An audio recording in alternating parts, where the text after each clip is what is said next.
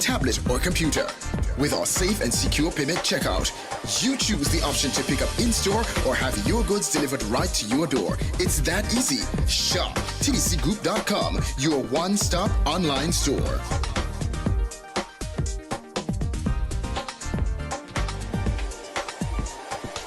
Shop anywhere, shop anytime, same quality you love.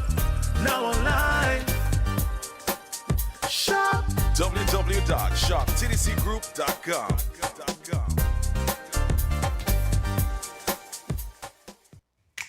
Maybe it's the way the brilliant gold liquid reflects our sunshine, or how the bright blue of its label mirrors the clear Caribbean skies overhead. Maybe it's the fresh, crisp taste of this beastly cold beer on a scorching hot day. Maybe it's even the way it brings us all together. But one thing is for sure, Carib is very much a part of who we are wherever we're from in the Caribbean. Carib, it's the way we play. Drink responsibly. People make the world go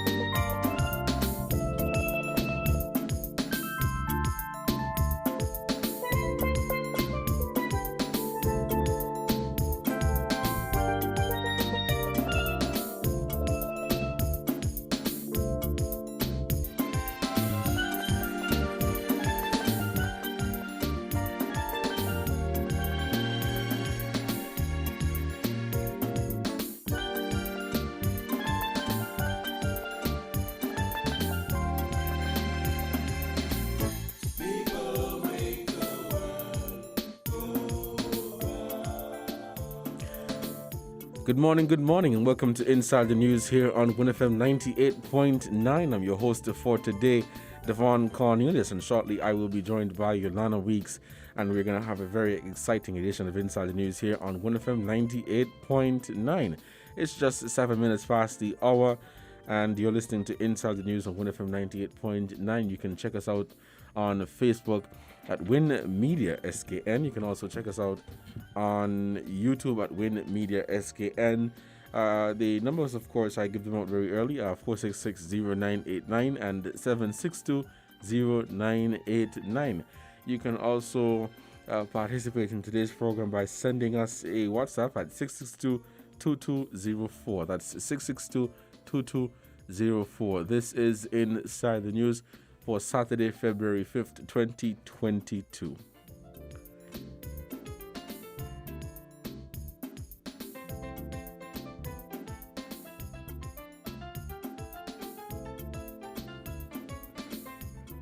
So for today's lineup, we'll be speaking about the 20 homeowners that were given keys to their new homes in a ceremony on Friday evening. That's yesterday.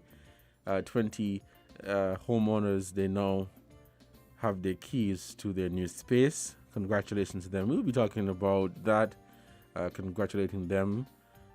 And for the second hour, we will touch on something that has been buzzing in social media. I think it has died down now, but for a good week or so, maybe about a good 2 weeks or so, it was all over social media that there is a rampant spread of HIV/AIDS in St. Kitts and Nevis. And so we reached out to the Ministries of Health in St. Kitts and Nevis. That's the Health Promotion Unit in St. Kitts and the Health Promotion Unit in Nevis, as we wanted to get confirmation on this widely believed claim that there is a rampant spread of HIV/AIDS in St. Kitts and Nevis. And social media reports suggested that it increased during the pandemic. We wanted to get the facts. We wanted to get a better understanding of the situation. So we contacted the Health Promotion Units in St. Kitts and Nevis, and they have provided us with the information and some data which we would be discussing on today's program. We have joining us health professionals, health officials from the St. Kitts Health Promotion Unit and the Nevis Health Promotion Unit, and we will be having a conversation surrounding that, and of course prevention and cure and other things one should know about HIV/AIDS.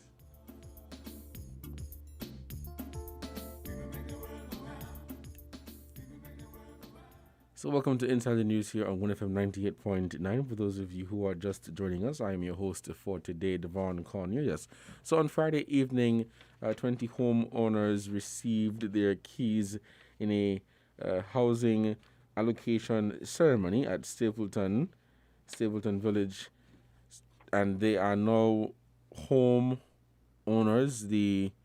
Just to give you a bit of a background as to what were handed over. So it was at the Stapleton residences in St. Peter's, and this was on Friday the 4th of February, which was last evening, a housing allocation ceremony. So 20 qualified people were able to become home owners, I would say, for the first time. Congratulations to all of them. I can only imagine the pride and how amazing they would feel to now be home owners. I perhaps should say that some of them perhaps were renting or living with family and friends, but now that they have their own space to live in, congratulations to them. But yes, they are now the owners of these homes. It was a 3 building space with 18 units. So 3 building space with 18 units, and I think the mortgage would range from $925 to $1,700. That is very, I think, low income, because these houses are really designed to be low income homes. And so if you're selling a low income home, it has to be able to, meet what you as the homeowner can pay, not $3,000 and $2,000 plus dollars. But yes, this ceremony took place yesterday, and I think for me, the highlight of the ceremony was the vote of thanks, which was given by Shona Billinghurst, and she used the opportunity to encourage the recipients to meet their monthly obligations. We know time and time again, and this has always been a trend when we are seeing the distribution of government or low-income houses all across the Caribbean, where people get a house and naturally you'll fall behind with your payments in anything. But there are some people that deliberately want to be lackadaisical and want to, not meet their monthly payments. So she used the opportunity to encourage them to, whatever you have, meet your monthly obligations. Truth be told, there's so many other people that, yes, would want a home. Of course, everybody can't get one, and it would only be for those that qualify. But now that you have been given this opportunity, feel good about it. Don't let anyone make you feel, less than, because, believe it or not, because you got a house and they did not. But congratulations to all the home owners, and I wish you the very best. As the person did in the vote of thanks, Miss Billinghurst, congratulations, and yes, meet your monthly installments. There were some remarks delivered by the Prime Minister and the Minister of Human Settlement, and I think he is the rep for number 8 as well, the Honorable Eugene Hamilton. The rep for number 8, the Honorable Eugene Hamilton. They were there giving, remarks and comments on the housing development. So congratulations to them. Yolanda Weeks will be joining me very shortly for us to have a conversation on this, to speak on the homes and other homes that have been distributed over the years, and really talking about homes that meet the needs of the applicants, because time and time again you hear that there is a construction of low-income houses or homes that are designed to be that are supposed to be rather low income, but they're really not because you really can't afford to pay for the house. So we're happy that they were able to get their homes and know that they can pay for it. We'll take a short break to give a shout out to our sponsors, and when we come back, we'll be joined by Yunana, and we'll head right into this discussion. Let's take this break, and we will be right back.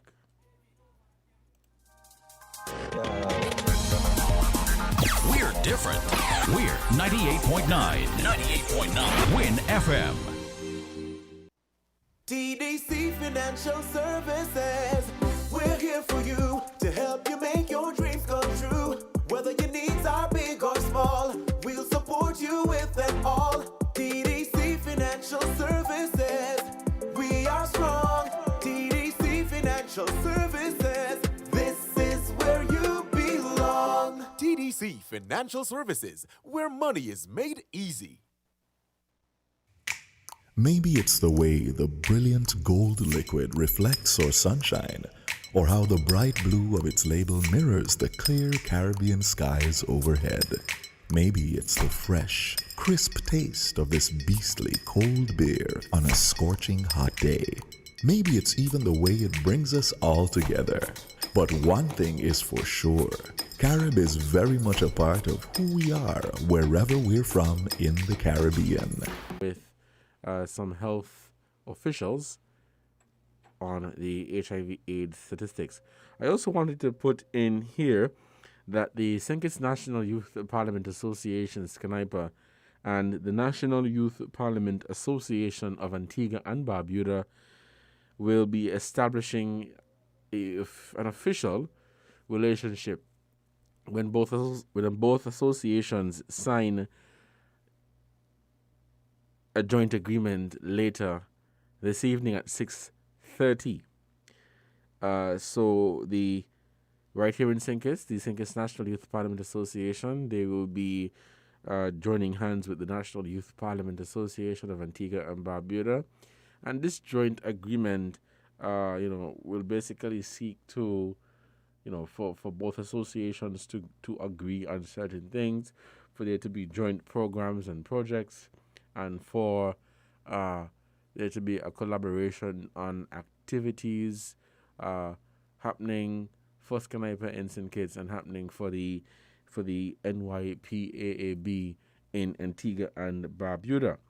And the signing of the joint agreement really will seek to establish, a committee to govern the affairs of and give guidance to the agenda of SCNIPA and the NYPAAB joint debates, along with any other agency that may be added to the agreement, and standing orders to state the rules that would govern the conduct of parliamentary debates within the Parliament of Antigua and Barbuda and the National Assembly of St. Kitts and Nevis. So when both associations are having their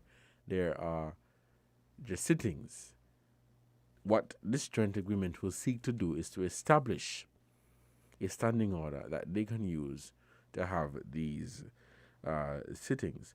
And in December 2019, SCNIPA and the NYPAAB signed an agreement of mutual cooperation, and that supports the political, developmental, and ideological positions that either entity may adopt once it is in the best interest of the betterment of young people. We have our first call for this morning, so we'll head to the phone lines. Let us take this call. Caller, good morning. You are on the air. Yeah, good morning, Devon. How are we doing? Good morning. I'm doing fine, thanks. And good morning to all the citizens, residents of St. Kitts, Nevis, and home and abroad. I thought you were going to give the statistics for the HIV, but I want to make a comment about the housing. Yes, I am going to give the statistics for the HIV, but that's for the second hour. All right. Let me get to the housing. Go ahead. Now, just last week I was looking through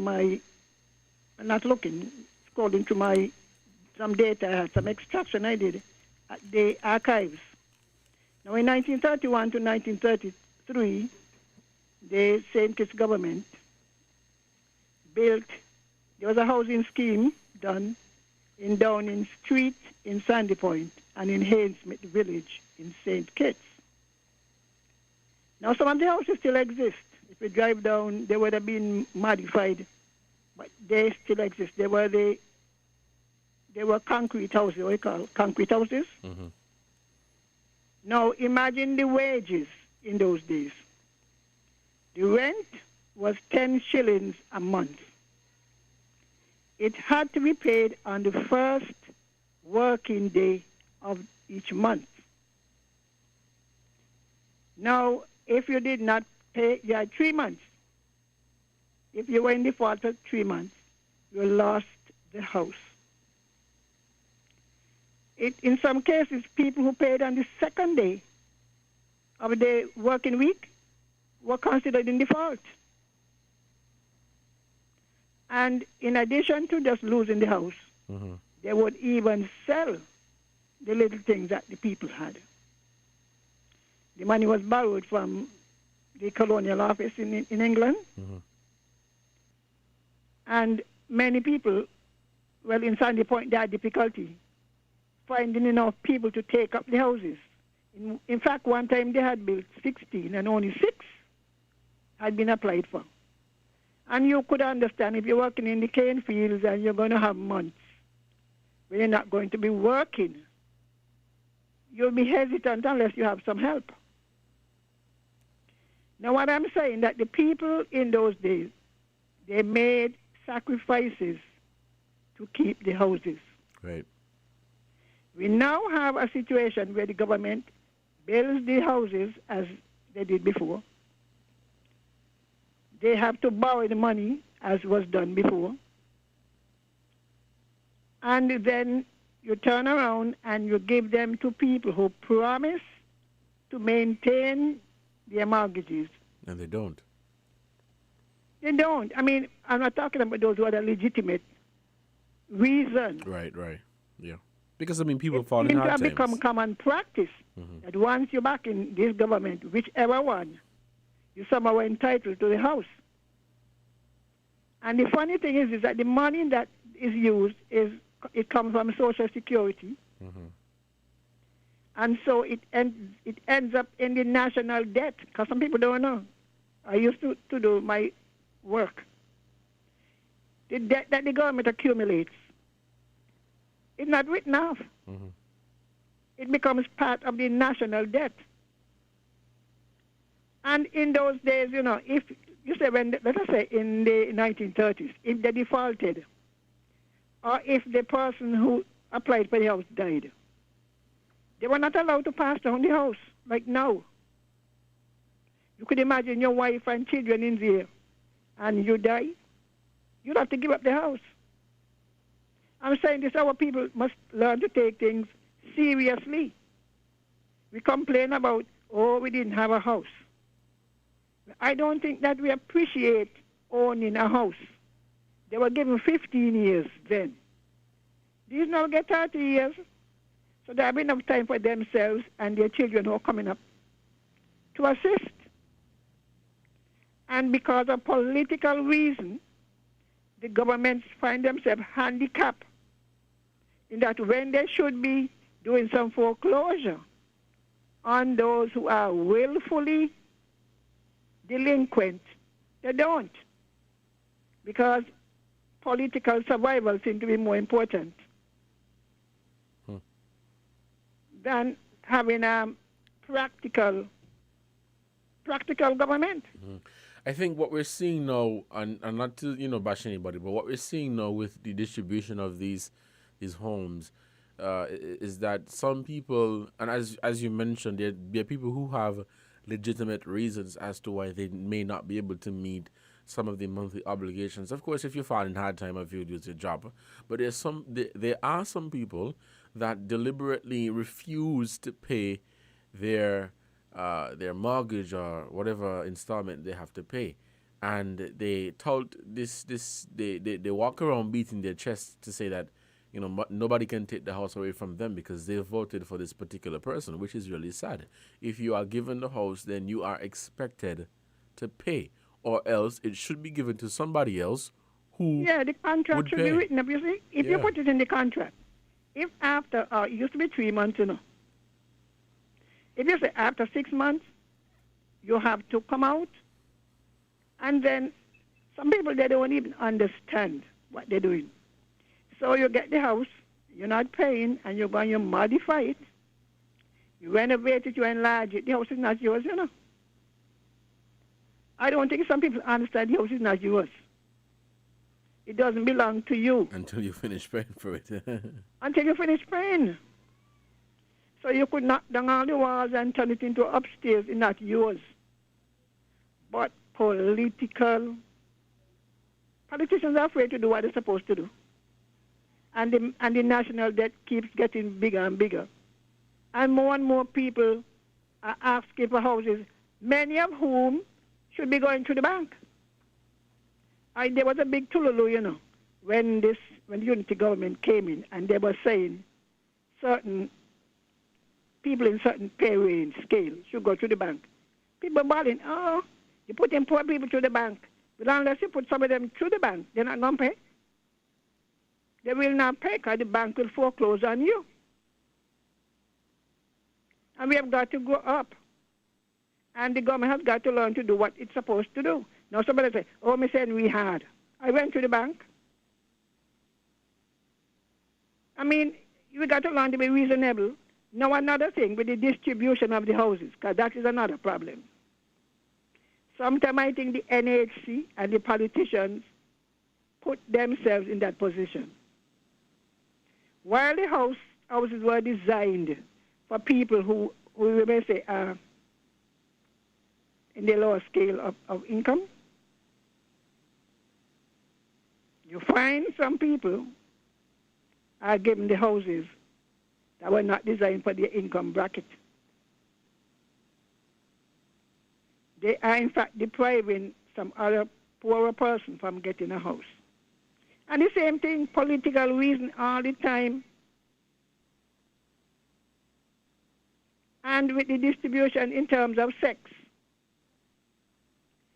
If we're not careful, all the houses will be owned by women. Now, what kind of family life are we encouraging? You know, some projects is nearly all women own the houses. You have any idea?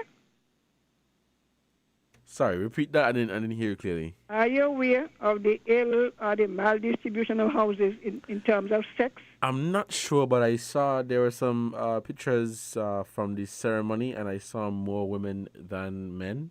But I'm not sure of the distribution. So we got to ask the question: are the men delinquent in trying to get a house to establish a family? Are they?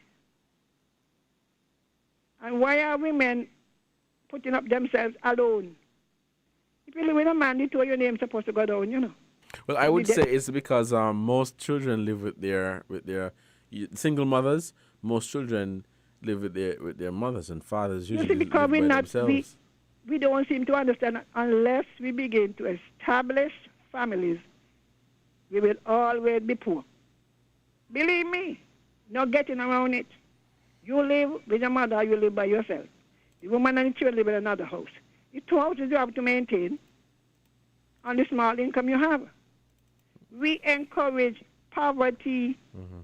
All of you men who think they can come out your mother's house. You're not a man. You could never be a man in your mother's house, you know. Yeah. We want to take some more calls, and we take this break before we do that. So thank you so much for your contribution to this program. You're listening to Inside the News on WINNFM 98.9. It is 11:31, and I am your host for today, Devon Cornelius. And I should have my colleague joining me very shortly for us to have a conversation on this and other topics, of course. So I'll stand by for her to come on and be a part of this discussion. But let's take this break, and when we return, we'll continue Inside the News here on 98.9. Stay tuned. You found the sound of 98.9. Win FM. People make the world go round.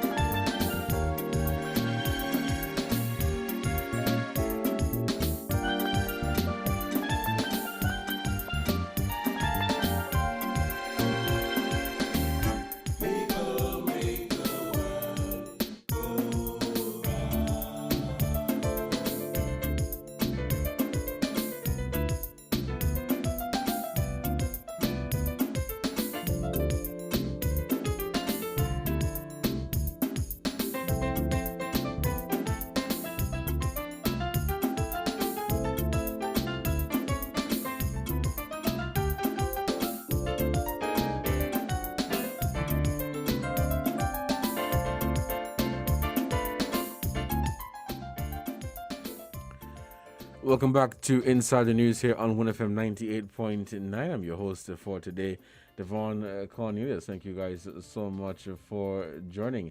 As I said earlier, I will have on the second.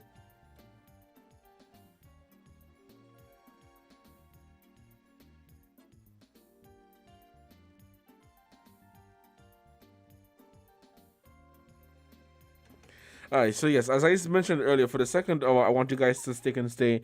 We'll be speaking on the HIV/AIDS statistics, and we'll see how much we can get from the health officials, as they will be providing some good information, some real data, and sound advice on the HIV/AIDS situation here in St. Kitts and Nevis. As I mentioned earlier, for the past a few weeks, there has been this whole song and dance on social media about there being a rampant spread of HIV/AIDS in St. Kitts and Nevis, but we wanted to get from the health officials, for them to speak on it, for them to say this is the case, because it has been going around in the media, and people were starting to believe that, boy, is everybody got AIDS and St. Kitts and Nevis. That's like, I'm gonna be as real as I can be. That is what everybody was saying, which is sad. So you had a situation where people were using their platform to push that is the current situation in the country, without even trying to, reach out to some medical professional or the Ministry of Health to get the real information, the real data that would tell us, based on what they have collected, if this is a situation. Maybe you have people who know that this person have AIDS, and I don't know how you know.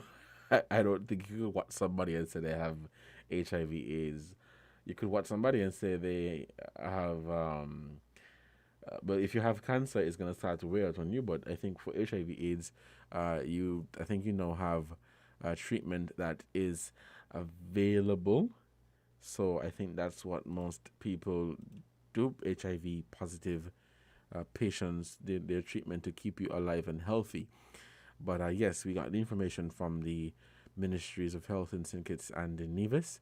And for the second hour of Inside the News here on WINNFM, we are going to provide this information for you, and we're going to have a conversation centered around this. But before we do that, just to continue more on the idea of housing here, government distributing houses to people who qualify, and I think they and this is really commendable, don't get me wrong, but the big issue, and as I mentioned earlier, when giving the vote of thanks, the young lady, she was encouraging the fellow homeowners to meet their monthly obligations, to make sure that whatever they have, they go and they pay their mortgages, because we find too many times houses are handed over to people and they refuse for the most part to pay their mortgage, and it doesn't help you, it doesn't help us, it doesn't help anybody when you do that, because at the end of the day, somebody has to pay for that house. So when it is going to be an increase in hidden taxes, or an increase in fees, or an increase in whatever, then it is going to have to be paid for.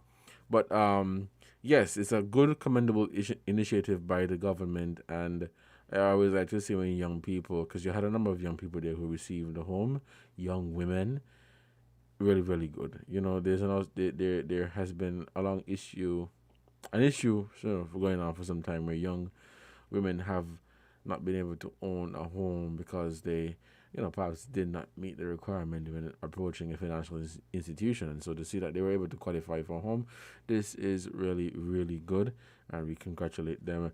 I'm gonna try to play for you. I'm gonna try to play for you an overview of the project was provided at the ceremony by Heiliger. I think the name is Nigel Heiliger. He provided an overview of the project, and basically, gave a breakdown as to, what it entails. But we have a caller on the line, so let's head to the phone lines and take this call. Caller, good morning. You're on the air. Hello, caller. Good morning. You're on the air. Okay, we seem to have lost that caller. You can call us back at 466-0989 and 762-0989. I'm going to try to get this clip pulled up for you so you guys can, just get a quick overview of the project and what it really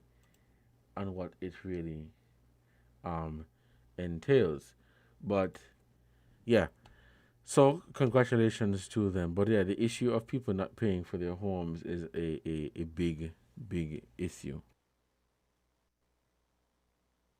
So I'm encouraging the homeowners to please make your monthly contribution, your monthly installment, your monthly obligation. Sorry, contribution is not the right word that I wanted to use there. Your obligation, because this is something that you perhaps signed to, and you should make that contribution. We don't have the statistics as it relates to how many men, how many women received a home.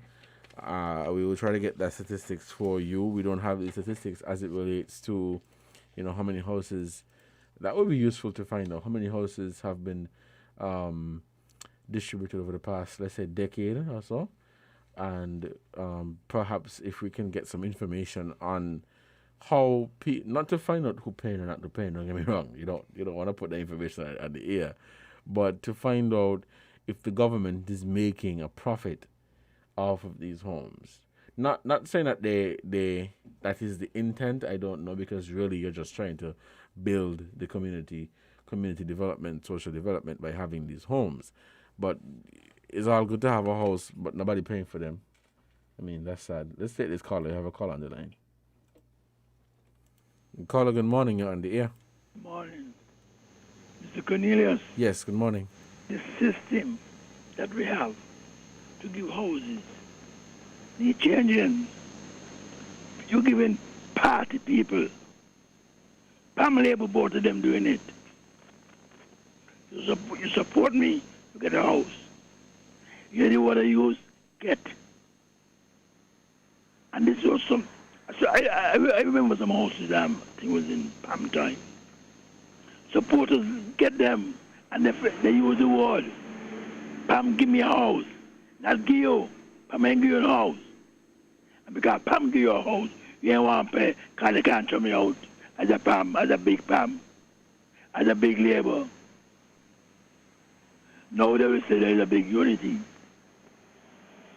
And this is the problem we have. We have to give people who could pay, who could afford to pay. Even those who could afford to pay now. Because there's a supporter.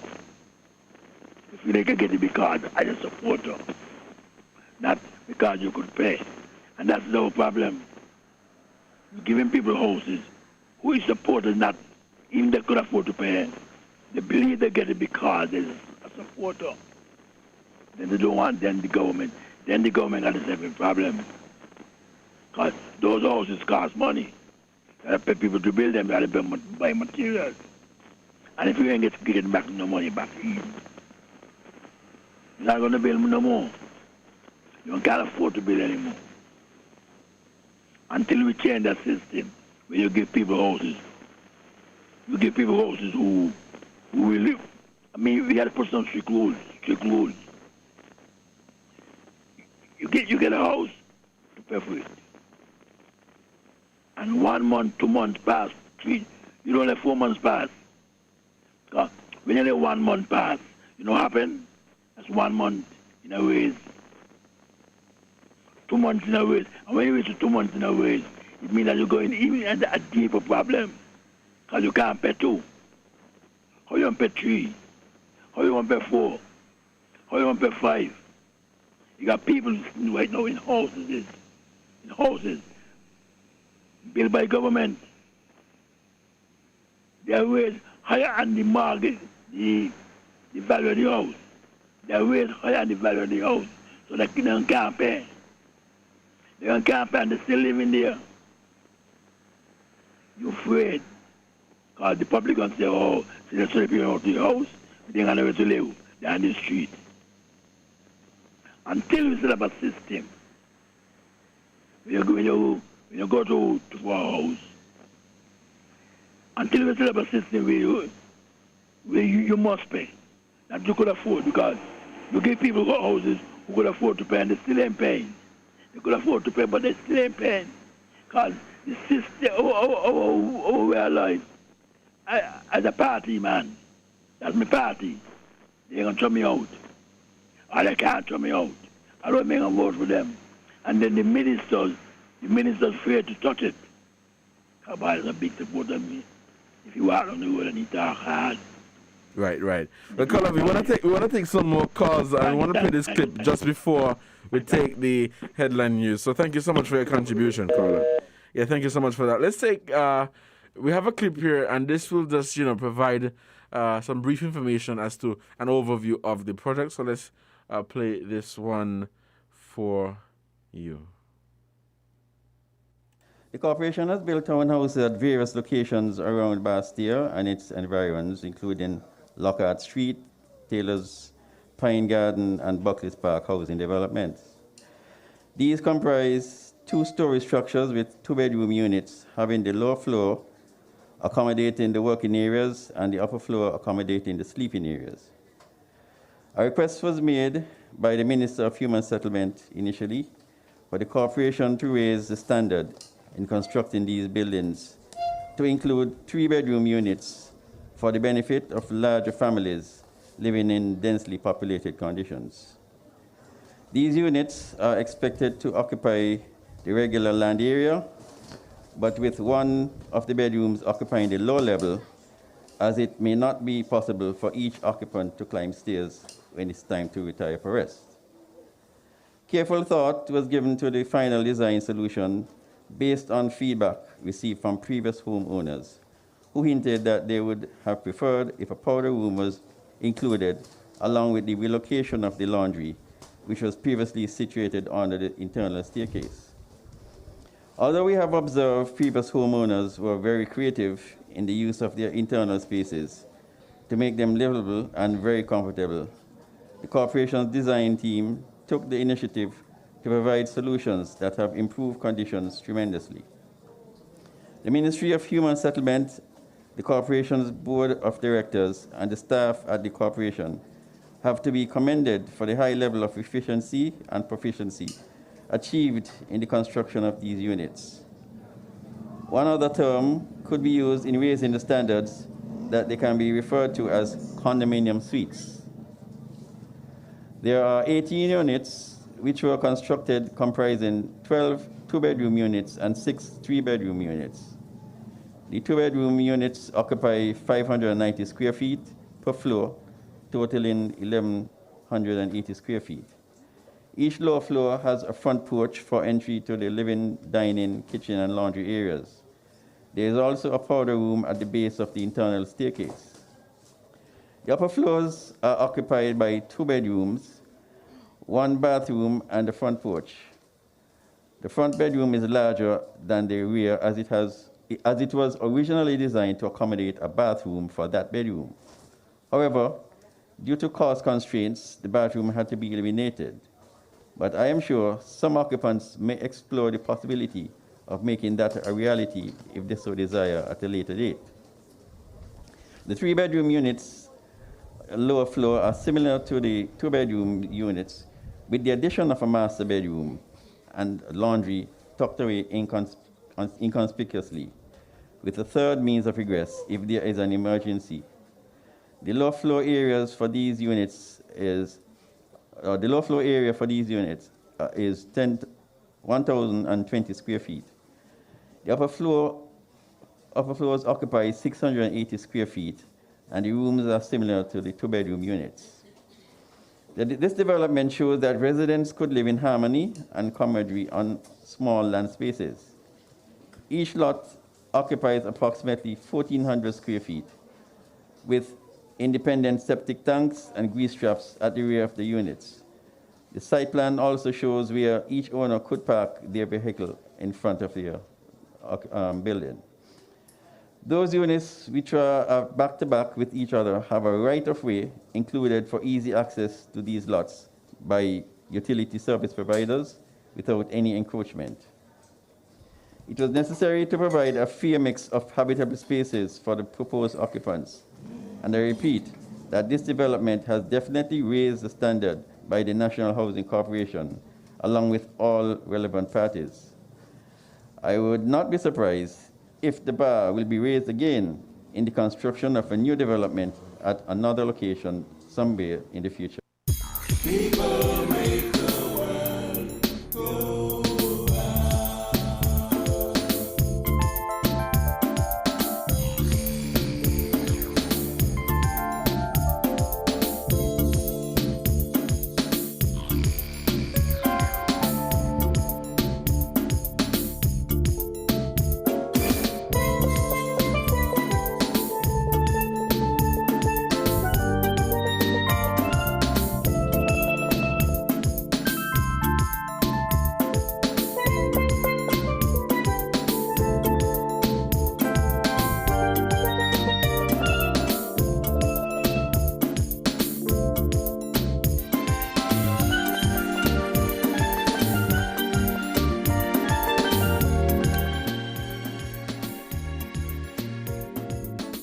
Welcome back to Inside the News here on WINNFM 98.9. I'm your host, Devon Cornelius. Just about 9 minutes before the hour, before we take a break for the headline news.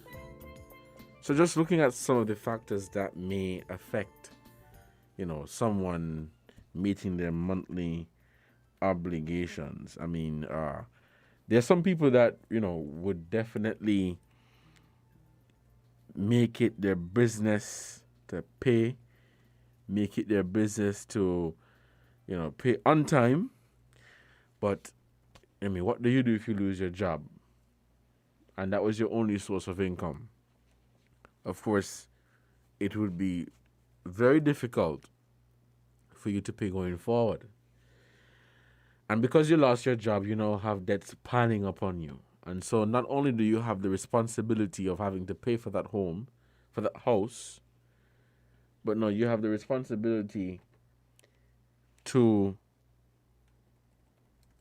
get these other debts that you have down. People may have illnesses, and so you'll find yourself spending all your money to get better. Meanwhile, you have not been able to meet your monthly obligations with regards to your home. So there's some people that really have some real legitimate concerns.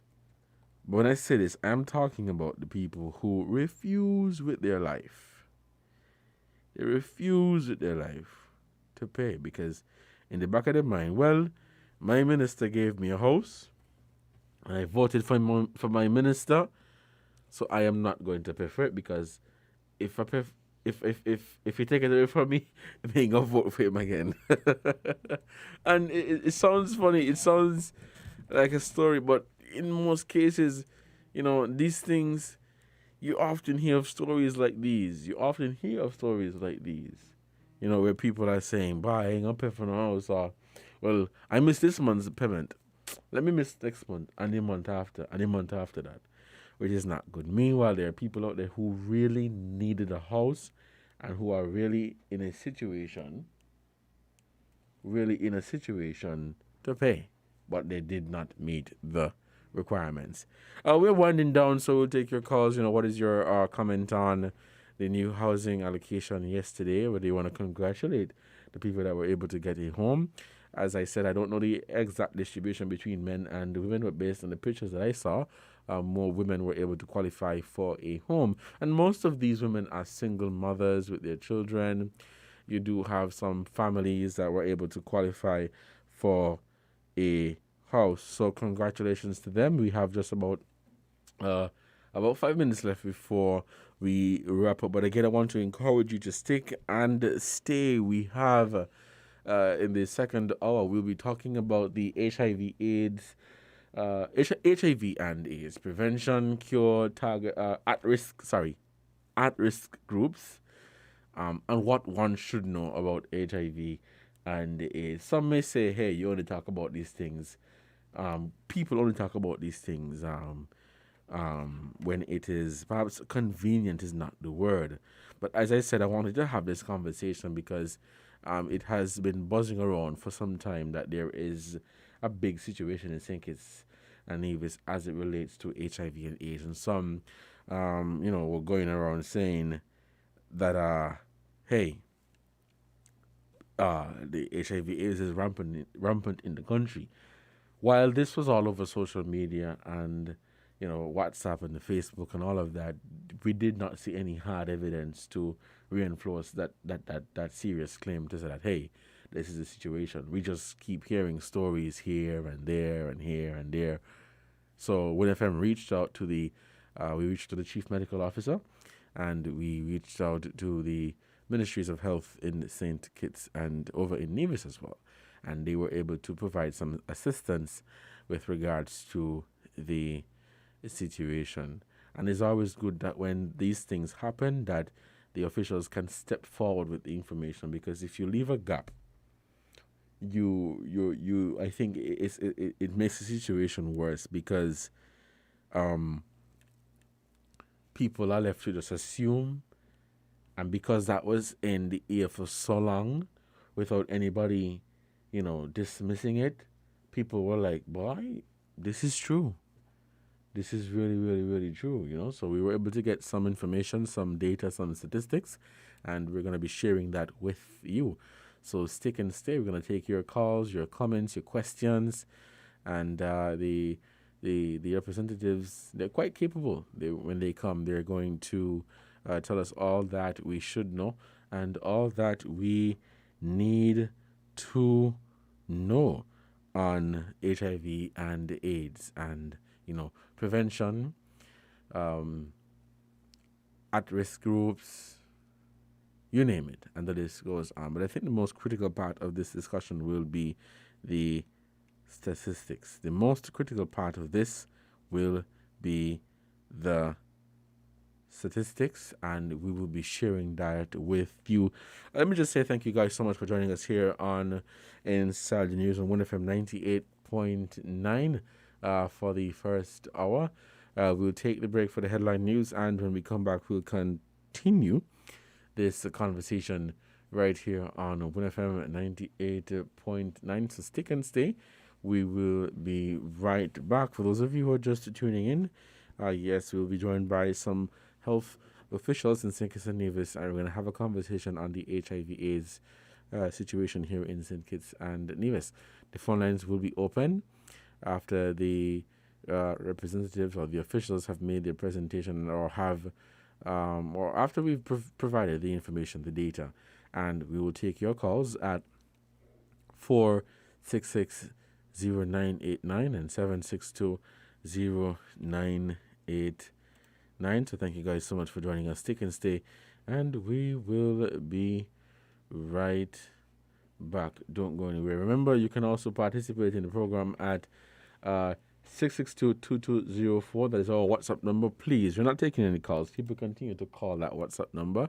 It's not connected to the phone line system, so you can't call us to be on the air. But you can call us if you want to have a conversation, if you want to send a voice note or a message. If you have any stories that you want to tell us about, and then we fact check, that's absolutely fine. But that number is not connected to the WhatsApp. We'll take this break, and we will be right back after the headline news. Let's take this break, and we'll be right back.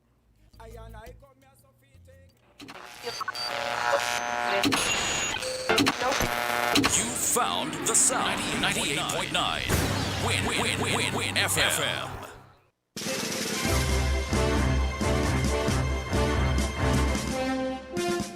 We now bring you the headline news. The headline news is brought to you by Caribbean Alliance, The Grange, KDP Enterprises, Carib Brewery, and National Bank.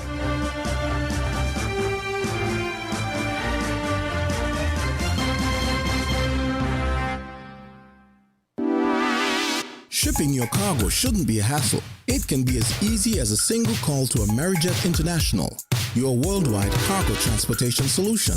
We provide all the services you need to ship your goods anywhere in the world, whether your shipment is fresh, frozen, large or small, alive or hazardous. You can count on Amerijet to deliver it safe and sound. Amerijet International. By land, sea or air, we get it there. For more information, visit us online at www.amerijet.com or call us at KDP Enterprises at 466-9595. Stop standing in long ATM lines to withdraw cash. Use your national debit or black cards to complete a wide variety of transactions at supermarkets, variety stores, gas stations, pharmacies, and more.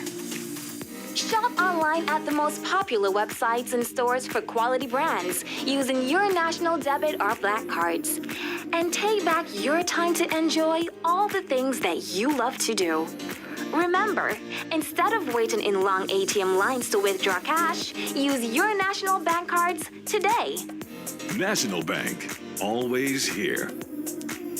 Protect your lifestyle with Caribbean Alliance Insurance. Reputation and service for second to none. Securing you is our mission. People that you can trust, your business, property, we got you covered. Motor or personal, whatever it is, we got you covered. 130 years in this business, we got you covered. For all your insurance needs, visit or call us at 465-2631 or 469-5303. Delia Walwyn, people you can trust. Did you know that the Grange Healthcare Facility is the first purpose-built, non-governmental healthcare organization on St. Kitts? It's situated at Otley's, 7 miles east of Basseterre in beautifully landscaped surroundings. The Grange has a team of highly trained professionals and provides care that's rated as being comparable with UK and North American standards. The Grange offers varied accommodations to suit your individual needs, and our all-inclusive packages make the cost of care per hour the most competitive on the island. Services include convalescent care for all ages, daycare facilities for older adults, rehabilitation services, and training and continuing education for healthcare providers. For more information, call 466-5525 or 465-8020. Fax 466-8221 or email thegrangehealth@gmail.com or visit our website at www.grangehealthcarefacility.com. Maybe it's the way the brilliant gold liquid reflects our sunshine, or how the bright blue of its label mirrors the clear Caribbean skies overhead. Maybe it's the fresh, crisp taste of this beastly cold beer on a scorching hot day. Maybe it's even the way it brings us all together. But one thing is for sure, Carib is very much a part of who we are wherever we're from in the Caribbean. Carib, it's the way we play. Drink responsibly. With the WIN headline news, I am Yulana Weeks. And I am Kevon Brown. Making the headlines nationally. 20 families handed keys to new homes. NEMA receives emergency relief from U.S.-based NGO. Antigua and Barbuda government budgets EC $181.8 million to major capital projects for 2022 compared to EC $80 million last year. Internationally, African Union holds a 2-day summit amid crises over coups and COVID-19 on the continent. The details and more straight ahead.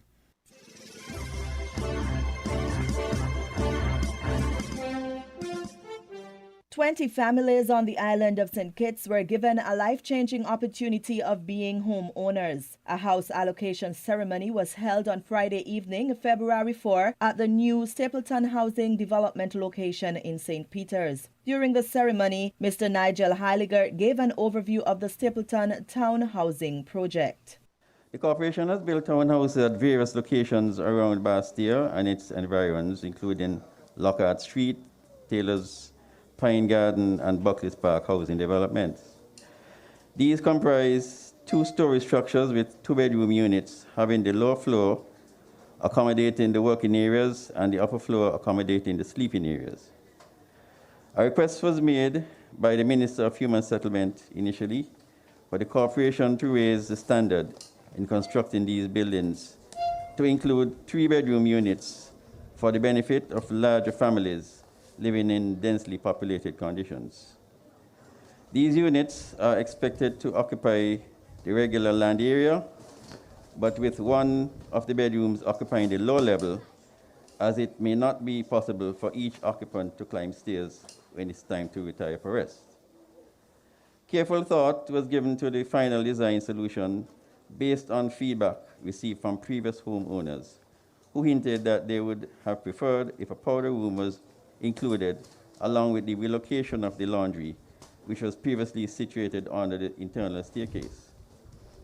Although we have observed previous homeowners were very creative in the use of their internal spaces to make them livable and very comfortable, the corporation's design team took the initiative to provide solutions that have improved conditions tremendously. The monthly payments for the new homes range from $925 to $1,700. Remarks were delivered by the National Housing Corporation General Manager, Mr. Lisford Isaac, Minister of Human Settlement and Representative for Constituency 8, the Honorable Eugene Hamilton, and Prime Minister of St. Kitts and Nevis, Dr. the Honorable Timothy Harris. A housing recipient, Miss Shona Billinghurst, expressed appreciation and urged other recipients to meet their monthly obligations. First and foremost, I would like to say thank you to the Almighty, because without Him, none of this would have been possible. So we just want to thank God tonight for allowing each and every one of us to be a part of such a celebration. To the man of the hour, the Honorable Eugene Hamilton, can you please stand? And can everyone join me and give the Honorable Eugene Hamilton a round of applause? I would also like to thank the NHC management and staff, Mr. Colin Williams and his team at Skilek, Mr. Cromwell Williams and his team at the Water Department, all the contractors and their team, BNB for construction of the roads. We have nice roads to walk and to drive our vehicles. So thank you again to BNB. To all the contractors, Russ Construction, Kevin Diaz, and James Brown. A special thank you also goes out to the Public Works Department. Thank you, thank you, thank you for everyone who had an input in building these affordable and spacious homes for large families. And to the new homeowners, ponder on these words. Christ is the solid rock on which these homes stand. Any other ground is sinking sand.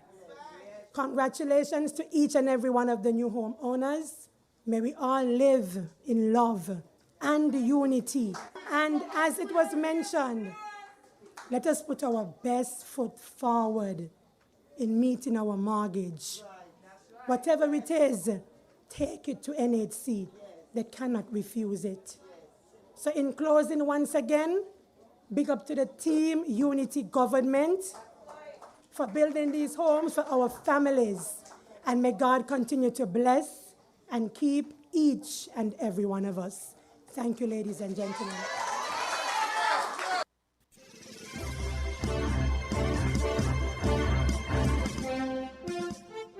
The National Emergency Management Agency received a donation of emergency relief and other supplies from the Simply Help Foundation. The foundation is a non-profit organization based in Los Angeles dedicated to relieving poverty by providing emergency disaster relief, vocational training, and shelter and care for homeless elderly individuals, including the two 40-foot containers filled with supplies to aid the agency's response to disasters as well as the COVID-19 pandemic. Simply Help has distributed over 400 containers containers filled with supplies to countries stricken by natural disasters and poverty, with food, medicine, clothing, toys, school supplies, and more. The donation arrived on Friday, February 4th, and was received by Abdias Samuel, National Disaster Coordinator and Chairman of the National COVID-19 Task Force. Mr. Samuel, in a release, stated, "We are going to do our best to ensure that all of our citizens benefit from this generous and well-needed contribution," end quote. Some of these supplies are earmarked for community use and will be distributed in collaboration with the Department of Social Development. Public service departments or agencies involved with healthcare, law enforcement, homeland security, education, and others will benefit. Assistance was provided by the Embassy of the Republic of China, Taiwan, and the Office of the Prime Minister in facilitating the donation. Simply Help has been active in 30 countries with a strong presence in Central America and Southeast Asia since 2000.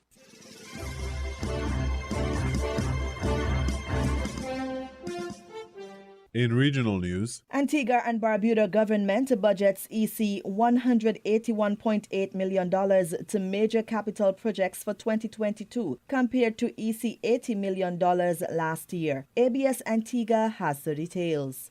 If you double the budget, you expect to have double the projects. And true to form, Prime Minister the Honourable Gaston Brown kept the list of planned projects to be completed this year growing and growing. The Prime Minister has committed some $181.8 million to capital projects in 2022. Last year's commitment was $80 million in comparison. Well, major redevelopment on Barbuda has again been highlighted. Rehabilitation of the community centre, repairing and furnishing of the Barbuda Council Administration building, construction of a reverse osmosis plant and storage tank, among others. Also, the government, with funding from PLH, will repair and expand the river dock facility, as I said before, at a cost of $15 million to be completed by July of this year. Road rehabilitation will also feature prominently this year. Roadworks will be undertaken in various communities, including Bethesda, Parham, All Saints, Lightfoot, Pigots, Potters, and Cades Bay, among others. We'll continue the second road rehabilitation project and start work on the third. Both these projects have been implemented with financing of $75 million United States dollars provided by the government and the Caribbean Development Bank. The port rehabilitation project will continue with an end date of April. The Woods Pond area will be transformed into a scenic park, and the enterprise zone near the Deepwater Harbour will also be a focal point. Also this year, ABS, the nation station, will finally get its fair share of attention. And begin work on the new headquarters for the Antigua and Barbuda Broadcasting Services, ABS. That will be completed in a matter of months. And we all know that ABS has been one of the best performing departments in the government. And I commend the minister and certainly Mrs. Brathwaite and the team at ABS and ask them to press on to higher heights. The Ministry of Works, under the stewardship of Minister Lennox Weston, will be a major partner seeing these projects to completion. For ABS News, I'm Ursula Charles Jr.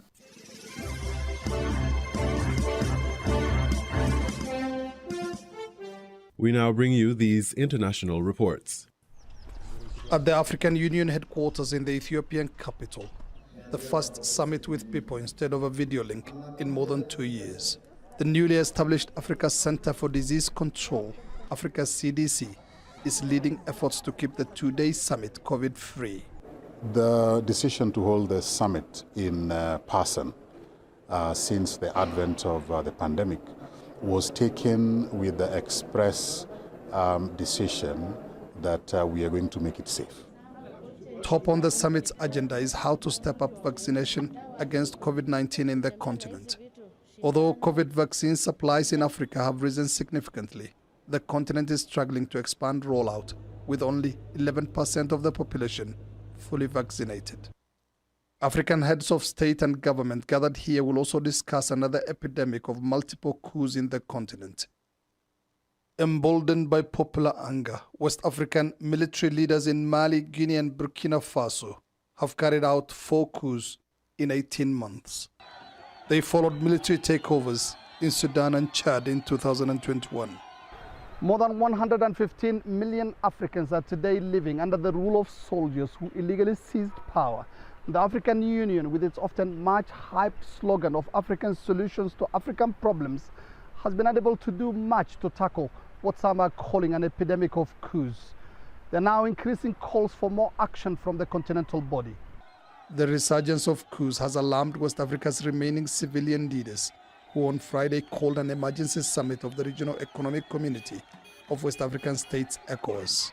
Let's not really fall into the illusion that the military takeover will solve the problem. They cannot solve the problem, and they will not solve the problem, because we have seen it in the past.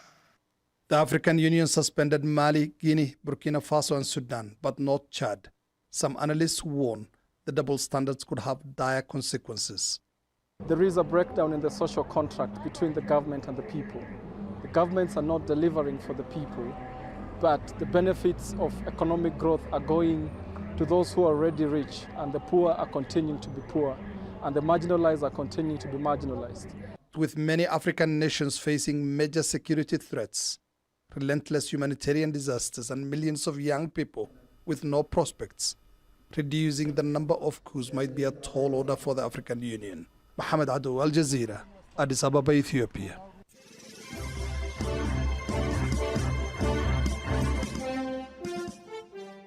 President Trump is wrong. I had no right to overturn the election. In a speech to the Conservative Federalist Society Friday, former U.S. Vice President Mike Pence offered a forceful rebuke to his former boss, Donald Trump, saying Trump was wrong to suggest that Pence could have taken action to reverse the outcome of the 2020 presidential election, an election Trump has falsely claimed was stolen from him. After losing his re-election bid in November, Trump pressured Pence to block congressional certification of the results in an attempt to stay in power. And last Sunday, Trump issued a fresh statement saying that Pence could have overturned the election, a notion Pence on Friday called un-American. The presidency belongs to the American people and the American people alone. And frankly, there is no idea more un-American than the notion that any one person could choose the American president. On January 6, 2021, a mob of Trump supporters stormed the U.S. Capitol in a failed bid to prevent Congress from formally certifying the presidential election results. Pence was presiding over the proceedings, and along with U.S. lawmakers at the Capitol, fled from the rioters. In a speech moments before the attack, Trump repeated his false claims that the election was stolen from him through widespread voting fraud, and called upon Pence to, quote, do the right thing to block certification of the election results. Later, some of the rioters at the Capitol chanted "Hang Mike Pence" during the rampage, and some set up makeshift gallows. Trump at a rally in Texas last Saturday said that if he were to run for president and win in 2024, he would pardon people charged with criminal offenses in connection with the January 6th riot.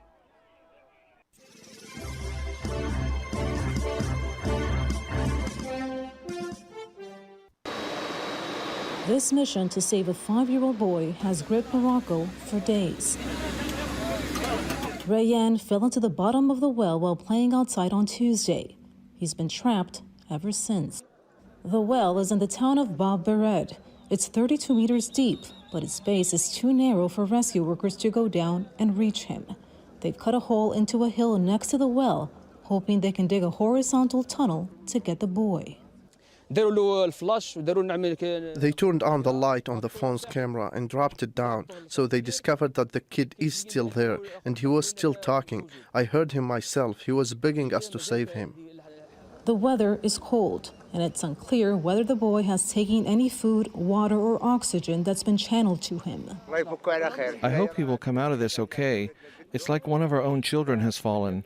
We are praying for his safety. He's one of our children. The hills have turned into a construction site, with hundreds of people surrounding the area anxiously waiting for Rayyan to be rescued. Millions in Morocco are watching the operation unfold live on television. On social media, support is also growing. Rescue workers say they're getting closer to the boy, but there's a risk of a landslide.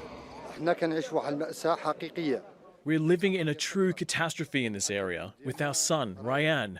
We pray to God for good news, to make us and all Moroccans happy. A helicopter is standing by to take Rayyan to hospital. And across Morocco and the world, people are also waiting and hoping he'll be saved. Katia Lopez Odoyan, Al Jazeera.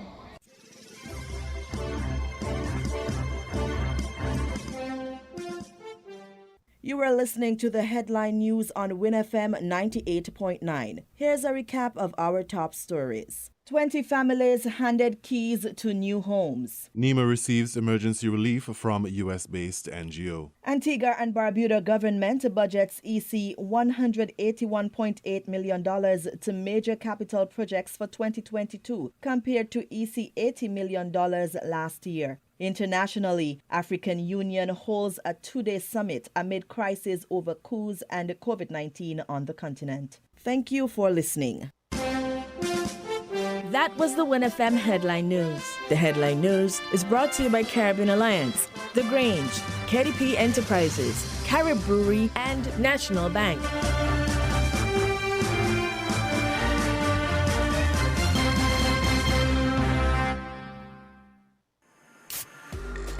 With over a century of perfection behind the Mackeson name, a smooth blend with perfect balance and richness. It's no wonder Mackeson Triple Stout has a legacy of perfection. Enjoyed the world over. Introducing our new look with the same great taste. Mackeson. All hail the king. Please drink responsibly. Did you know that the Grange Healthcare Facility is the first purpose-built, non-governmental healthcare organization on St. Kitts? It's situated at Otley's, 7 miles east of Basseterre in beautifully landscaped surroundings. The Grange has a team of highly trained professionals and provides care that's rated as being comparable with UK and North American standards. The Grange offers varied accommodations to suit your individual needs, and our all-inclusive packages make the cost of care per hour the most competitive on the island. Services include convalescent care for all ages, daycare facilities for older adults, rehabilitation services, and training and continuing education for healthcare providers. For more information, call 466-5525 or 465-8020. Fax 466-8221 or email thegrangehealth@gmail.com or visit our website at www.grangehealthcarefacility.com. Protect your lifestyle with Caribbean Alliance Insurance. Tilly Wall with a low reputation and service for second to none. Securing you is our mission. People that you can trust, your business property, we got you covered. Motor or personal, whatever it is, we got you covered. 130 years in this business, we got you covered. For all your insurance needs, visit or call us at 465-2631 or 469-5303. Delia Walwyn, people you can trust. Did you know that National Bank offers very favorable terms and low interest rate to switch your home mortgage? Our in-house legal department will process your mortgage in a jiffy and free of cost. Switch your home mortgage now and get a peace of mind knowing that we are here for you. National Bank, always here. Shipping your cargo shouldn't be a hassle. It can be as easy as a single call to Amerijet International, your worldwide cargo transportation solution. We provide all the services you need to ship your goods anywhere in the world, whether your shipment is fresh, frozen, large or small, alive or hazardous. You can count on Amerijet to deliver it safe and sound. Amerijet International, by land, sea or air, we get it there. For more information, visit us online at www.amerijet.com or call us at KDP Enterprises at 466-9595. WINN is 98.9. 98.9 is Win FM. People make the world go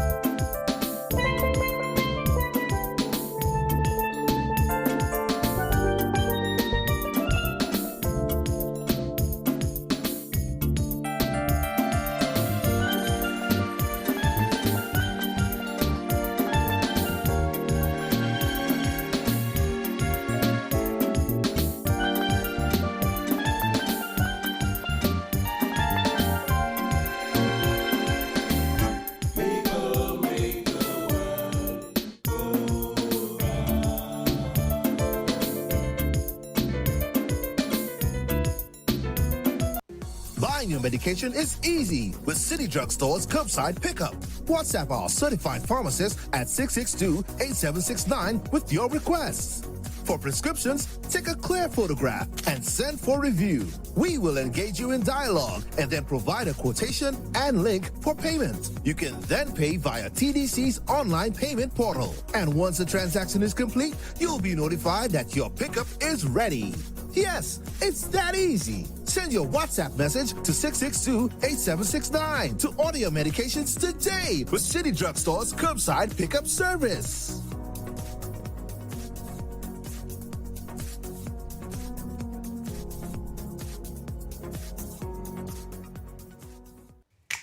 Maybe it's the way the brilliant gold liquid reflects our sunshine, or how the bright blue of its label mirrors the clear Caribbean skies overhead. Maybe it's the fresh, crisp taste of this beastly cold beer on a scorching hot day. Maybe it's even the way it brings us all together. But one thing is for sure, Carib is very much a part of who we are wherever we're from in the Caribbean. Carib. It's the way we play. Drink responsibly. People make the world go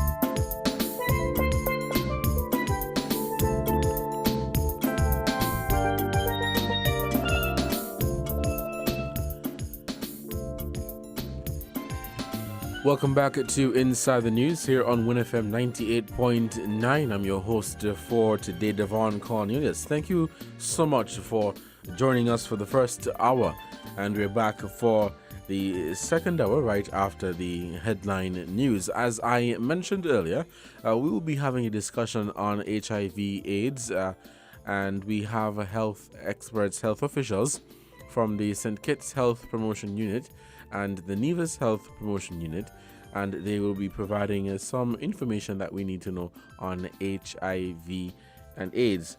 Of course, we have here some data that we will share with you, and of course the health officials, they would more so give us an insight into what is HIV/AIDS, the causes, treatment, and some more details, and speak to at-risk groups. And of course, we will head into the data and statistics. We have on the line, in the meantime, Mrs. Nadine Kati-Keynes, and she is the coordinator of the Nevis Health Promotion Unit. Ms. Keynes, good afternoon, and thank you so much for accepting the invitation here on WINNFM 98.9 to be a part of this discussion. Can you hear me clearly? Absolutely. Mr. Cornelius, thank you for inviting us, and we're always happy to discuss any health condition to help educate our anyone who is listening here or afar. Awesome. You sound a bit faded out. Perhaps if you could come a bit closer to the microphone. We're not hearing you as clearly as we would like to. So perhaps you can perhaps make an adjustment to your microphone. But again, thank you so much for accepting the offer. And I look forward to having a very good conversation with you this afternoon. And joining us for the second hour, we're going to have Mrs. Lucine Pemberton Vaughan, and she is of the St. Kitts Health Promotion Unit. So as I mentioned earlier, we're going to have a conversation on the HIV/AIDS situation here in St. Kitts and Nevis. I don't want to say situation as to suggest that it's a bad situation, but for the past few weeks, Mrs. Keynes, I'm pretty sure that you've been aware of, the social media reports that there is a rampant spread of HIV/AIDS.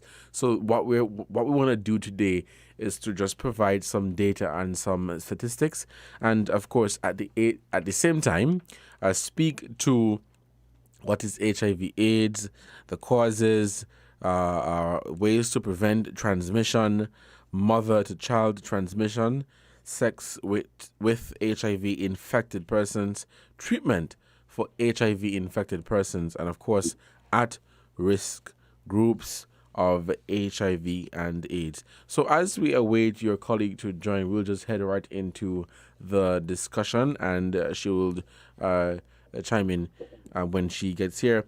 But while people, some or most, know what HIV/AIDS is, can we get from you a brief explanation as to what this virus is? I'm hoping you're hearing me a bit clearer now. Are you? It's a little better. Yes, go ahead. I can hear you clearer. Okay. So I'm not aware of rampant social media discussion about HIV cases or HIV infection on the rise in the Federation.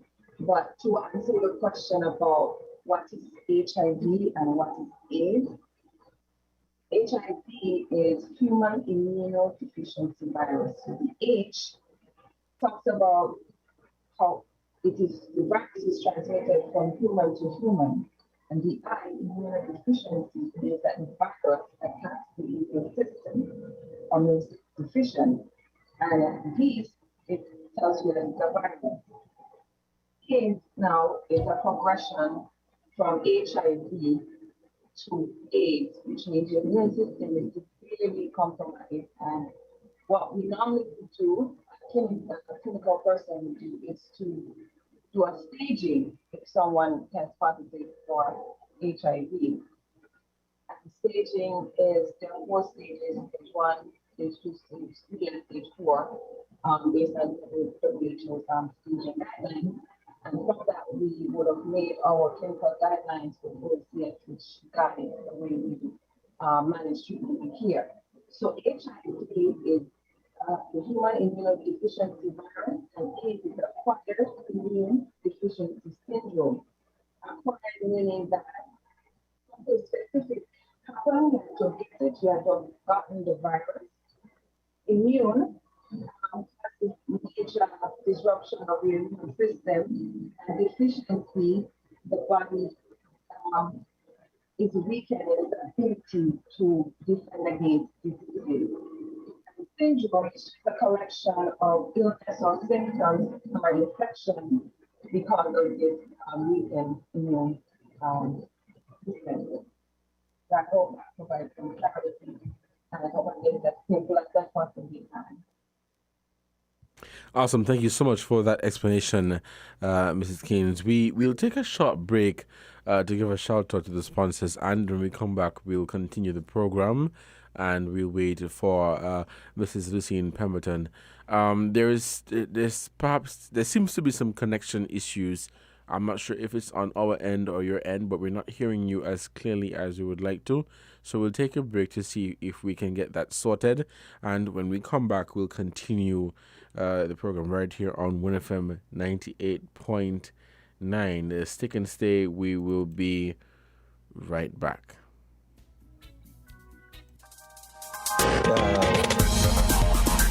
We're different.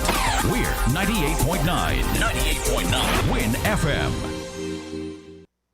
People make the world go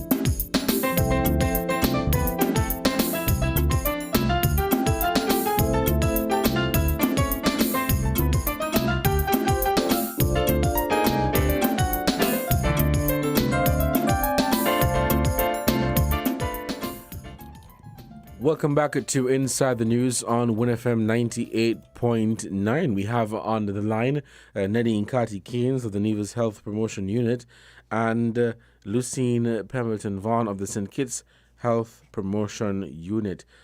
Good afternoon, ladies. Are you guys hearing me clearly? Yes, good afternoon. Good afternoon. Okay, what about you, Mrs. Keynes? Can you hear me clearly? Hi, yes, good afternoon. So I'm hearing you quite clearly. Are you hearing me? Oh, yes, this is awesome. I can hear you crystal great. clear. Crystal clear. So thank you so much again for accepting the invitation to be on this program.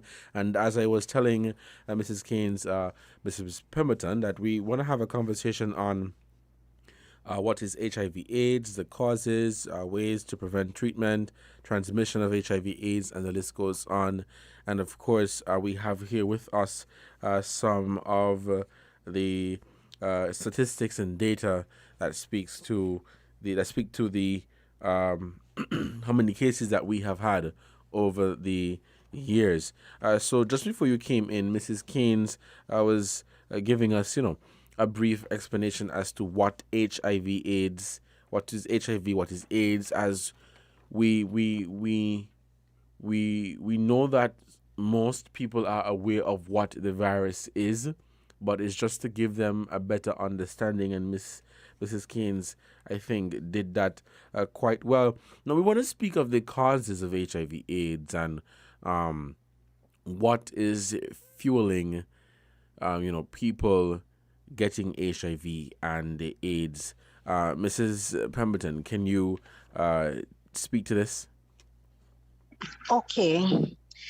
In terms of the transmission of HIV, I would like us to think of the QQR method. One is quantity, the second Q is quality, and the R is root. Now, the quantity simply suggests that there must be sufficient virus in the body fluid which we would come into contact with.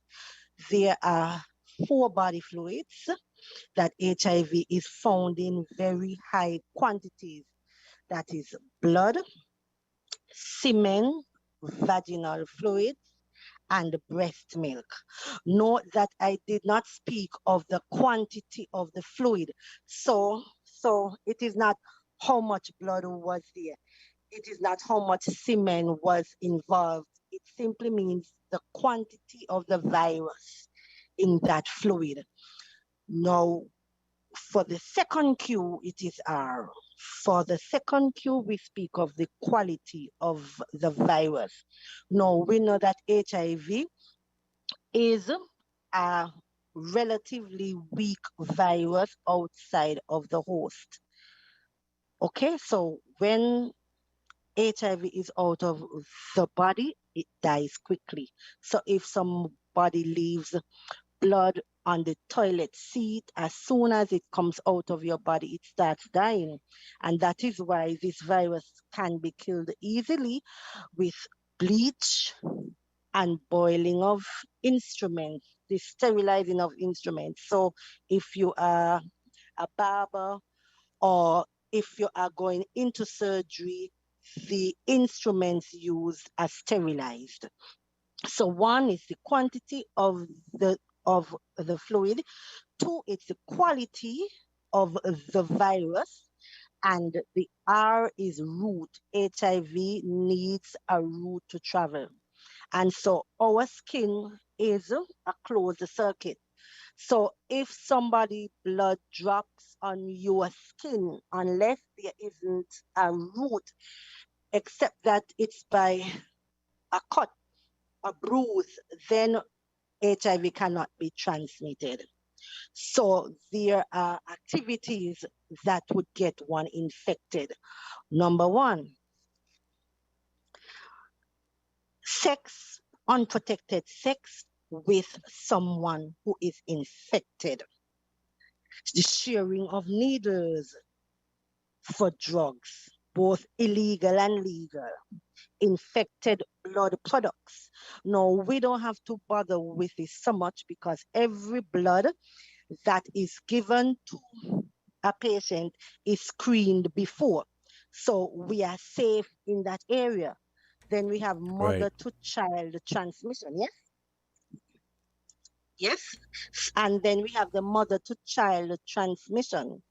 This can happen when the baby is in utero or during labor or when the child is born and that mother has to breastfeed. And that is why we encourage all HIV positive mothers not to breastfeed, but rather to give supplemental feeds. But our main mode of transmission, as we have seen, is unprotected sex with an infected person. I don't know if Nadine has anything else to add, Miss Kane. Ms. Keynes, you want to add anything to that? I would just say to mention along with semen the pre-com also, Lucine. Yes. Yes. The precum. Mm-hmm.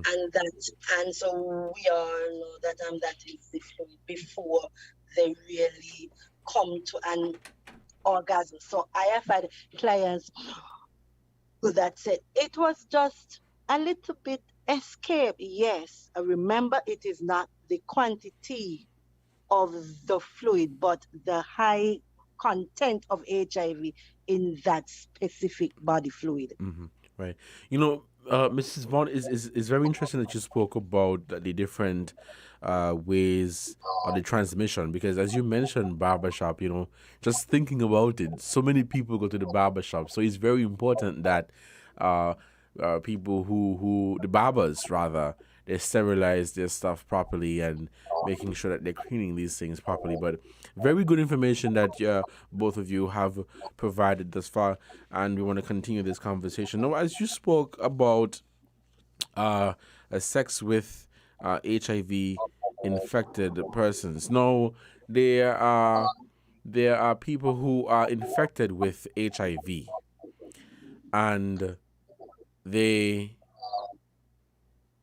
can they still have an active sex life if you are positive for the virus?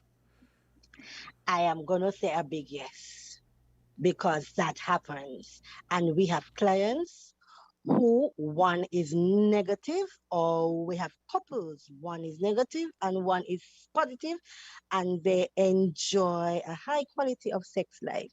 It is all about protection. So it is consistent and correct condom use, and that works wonders. Additionally, there is a treatment. There is the antiretroviral treatment, which would lower your viral load. And your viral load would come so low that it makes it virtually impossible to infect someone else. And that is why testing comes in so important. Because if you know that you are positive, then you can take greater steps towards protecting your partner. But outside of that, a lot of people have not gotten tested and they are still not using protection.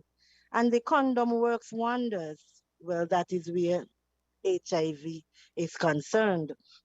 So, yes, you can still enjoy a robust sex life. Mm-hmm. Now, as we continue, Ms. Keynes, do you want to add to what Mrs. Vaughn stated? Sorry. Yes, that is correct, but also to stay educated, to have conversation with your doctor, your counselor about the disease. The more informed you are, the more educated you are about it, then you're able to make those responsible decisions, which would help in the consistency of condom use, the consistency to adherence to your medication, and communication with your partner. So those other factors come into play. Right. Thank you so much for providing that.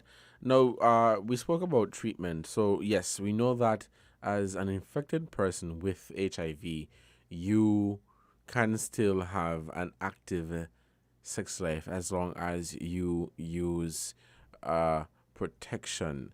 I'm not sure, but is it that for people who want condoms, can they come to the health promotion units and get free condoms? Just wanted Oh to yes. confirm that. And sorry, yes, and every health center, female condoms and male condoms Awesome.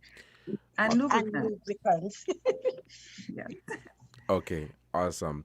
What other efforts are being, because we're here now and we're providing the information to the public so that they can be aware of or get a better understanding of HIV/AIDS. What other efforts are being done by the Sinkers Health Promotion Unit and Miss Pemberton, Mrs. Vaughn, sorry, you can speak to that, and the Nevis Health Promotion Unit, Mrs. Gaines, you can speak to that in terms of educating the public on HIV and AIDS. Miss Pemberton, you want to speak first? Yes. We have in-house testing where in that I mean that persons could come to the Ministry of Health any day and get counseled and tested. They would just need to call the ministry and make an appointment, or they can call me straight. 664-2939. I do counseling and testing, so you can feel free to come alone and bring your partners. Then we have the education sessions in schools, in churches, in workplaces. So I would call them ahead of time and ask if I can come. I go in, I speak with them, and then I take back the services. Outside of that, we meet with the key populations, and we meet with the men who have sex with men, we meet with the sex workers, we meet with everybody. The services are there for all, but it is mainly prevention. And all we can do is to educate the public. So knowledge is power. Once you know what it is, as long as you are having sex, you know that you have to take responsibility for your sex life, get the information and act on it. Unlike the coronavirus, where we can say everybody must wear masks. There are certain things that we can put in place and legislate and mandate, but within your private spaces, nobody can go behind the closed doors. And so the answer really lies in your hands. What do you do with all the information that you would have? Thank you so much for that, Mrs. Vaughn. Mrs. Gaines? Yes, I echo what Lucien said so far. But in addition to that, the ministry, the National AIDS Program, the HIV/AIDS unit, we work together to make sure we have different interventions in place to help with the prevention method, to help with education. So, for example, one of our extremely successful program is the prevention of mother-to-child transmission of HIV and AIDS, and that is screening, testing of all pregnant women who access care, whether privately or publicly. And once we know their status, if they are negative, we encourage them to maintain that negative status. If they are positive, then we take that and we get them into treatment or care as needed. And we also try to make sure we have systems in place to make these services available for persons to access the prevention tools. I mean, doing rapid testing in the community, going to workplaces to do rapid testing so people can know their status, carrying the information physically when we were able to do it face-to-face, going to communities, churches, just like Lucine said, and we have done it virtually during this COVID era. We have done condom drives. We've stopped places so persons is accessible. If they don't want to come to the health promotion unit on St. Kitts or Nevis, we try to get the tools, which are condoms, lubricants, male and female, to the persons with a little information leaflet on how to put on a condom demonstration, proper storage of the condom. We also want to make sure they have the information about what is HIV and AIDS. Yes, we want to be a lot more active, and we want hopefully persons will ask for us to come to them so they can get more information or reach out to us. It could be on a virtual platform, or it could be face-to-face once the environment is safe enough to do so.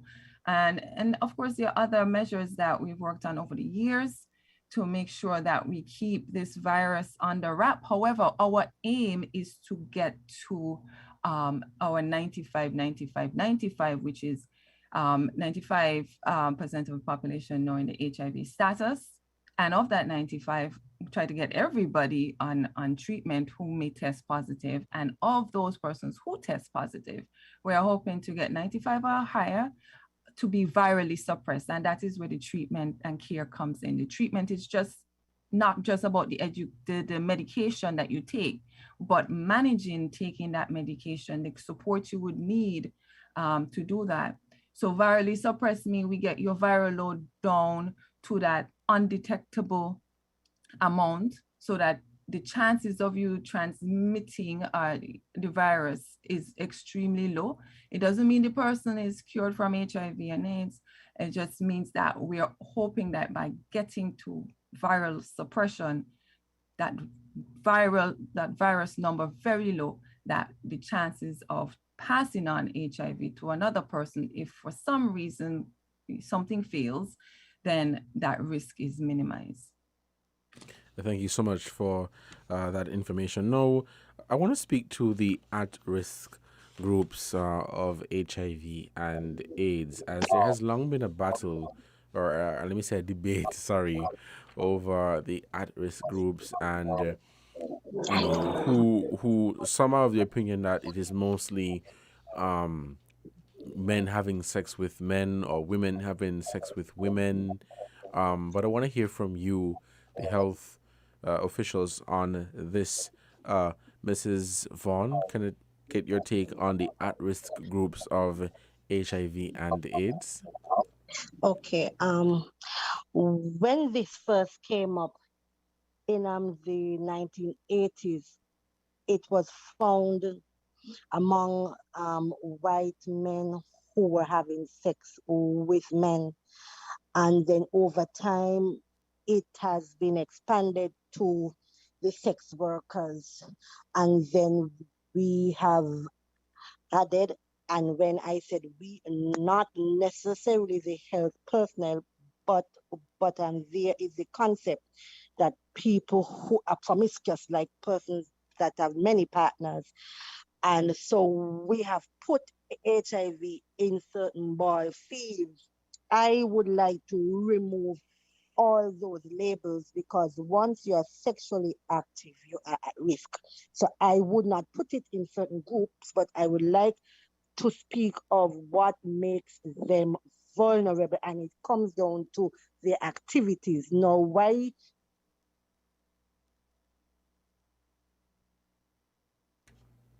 Mrs. Vaughn? Okay, I think we lost her for a moment. Mrs. Keynes, are you hearing her, Mrs. Vaughn? I'm not hearing her. She's back. Of the sex workers. Sorry, because Mrs. Vaughn, you had cut out for a second, so we didn't hear for a good 10 seconds, 15 seconds. Okay, I'm sorry. Well, I was just saying that it is not necessarily men who have sex with men, but it is anal sex.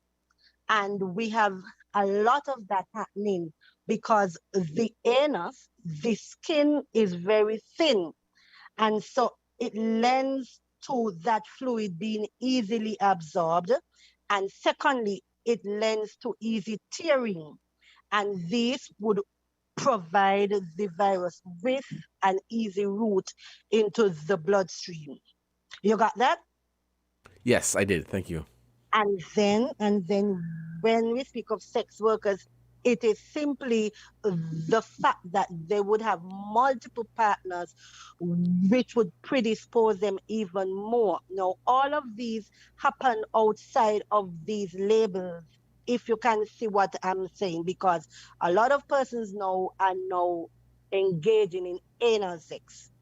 Even some school children, those who don't want to, as it were, lose their virginity. And there are adults who are practicing it more and more. So it is no longer men who have sex with men.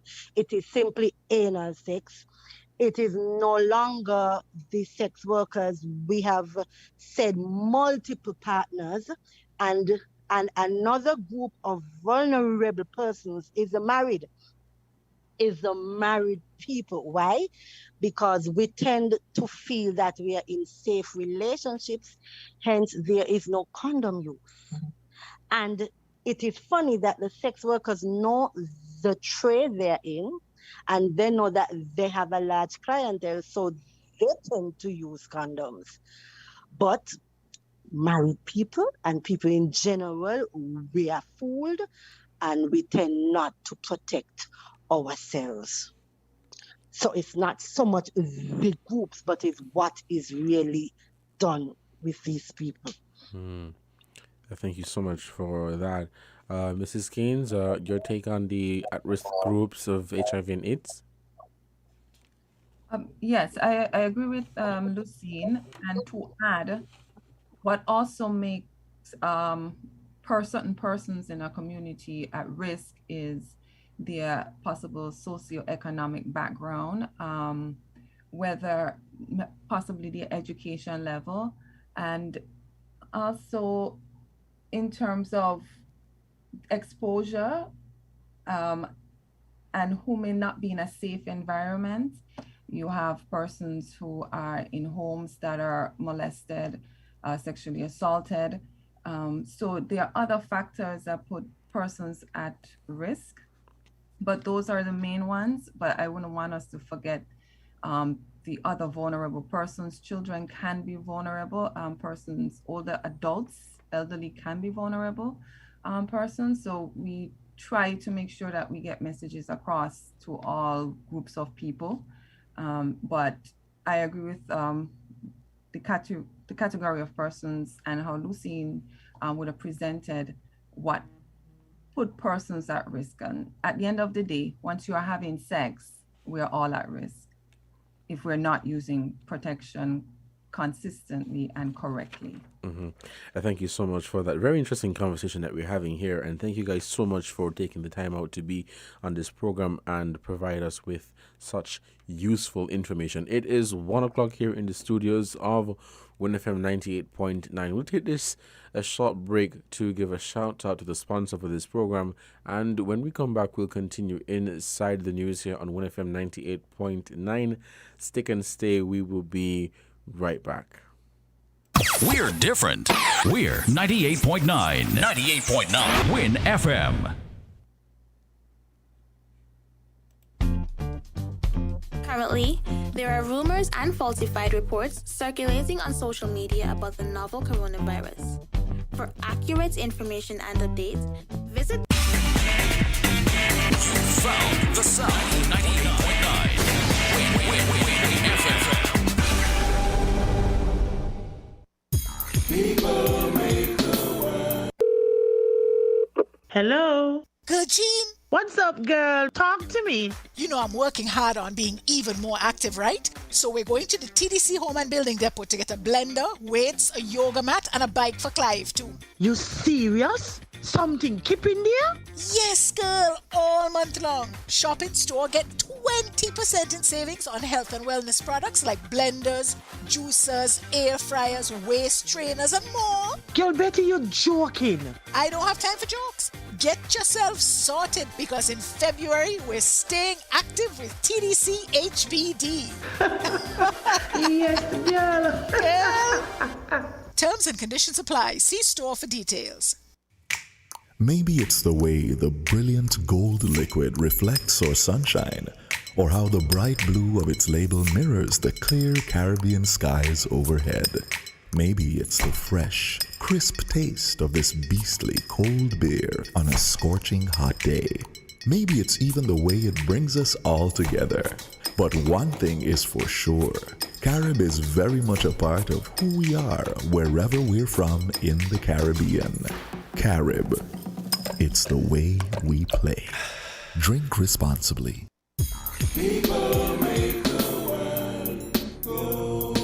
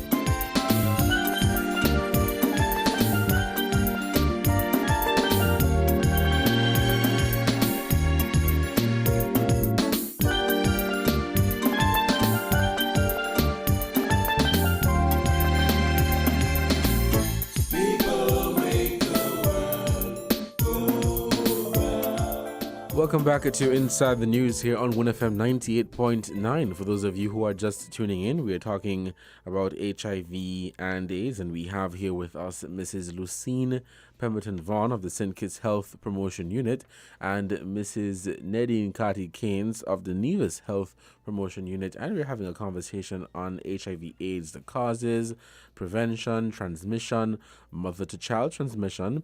We spoke about sex with HIV infected persons and treatment, and of course at-risk groups. Now I have here with me some statistics from both ministries as it relates to the numbers for HIV/AIDS infection. And as I was mentioning earlier, just before you came on the program, for about a week or so, there was this talk on social media that there is a dramatic increase in HIV cases in St. Kitts and Nevis. And it was, this was all over social media. Many people were talking about it. And so we wanted to get some statistics to see if that is so. And I have here with me data regarding HIV/AIDS, and this is from St. Kitts. So, and this dates right back to 2017. So this covers 2017 right up until 2021.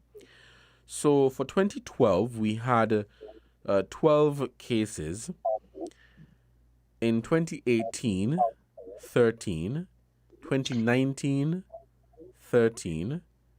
2020 was 20. In 2015, 15. That is the information that I have here received from the St. Kitts Health Promotion Unit and the Chief Medical Officer. So in 2019, we had 13, and in 2020, we had 20. You saw a slight increase there. And in 2021, we had 15. No, but I don't have where the specific time frame as to when these cases were diagnosed, whether it was in March of 2020 or January or December. But Miss Pemberton, can I get from you your take on the statistics that we have provided, and would you say that this is an indication that there has been a dramatic increase? I would not really say that, meaning that there are more and more persons coming forward for testing now, if you understand. So these persons could have been there, but now that they have come out of the woodwork and have decided to get tested, it means that we can now capture this data but that's just one. Do not forget that persons are not adhering to the cry for protected sex. And yes, every year we will have persons becoming infected because HIV is still here. HIV is around, and we need not wait until we hear rumors, either true or false. We know that it is a reality, and all of us need to do our part. What can I do to protect myself? So, yes, there is an increase because of increased testing and also due to the fact that persons are not having protected sex. When I counsel my clients, I hear it all the time. Well, I use with my new ones, but my main partner, no, because I trust her, I trust him, and we need to understand that HIV is passed on through trust.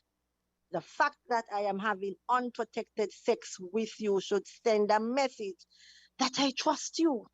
And that is irresponsible because it simply means that I am putting my life in your hands. I am depending on you to protect me. And that is what we are trying to get away from. It's not about the other individual, it is what you can do to protect yourself, because really, people make mistakes, but I should not be paying for my partner's mistake.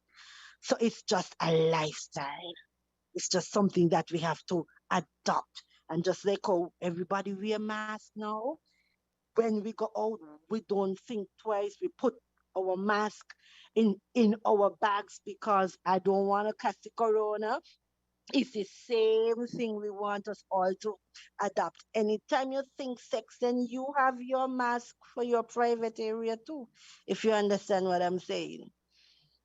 Okay, so we Right. need not be alarmed by numbers. All of us help to make up that number, and all of us can bring it down Mm-hmm. by doing the right thing. Right.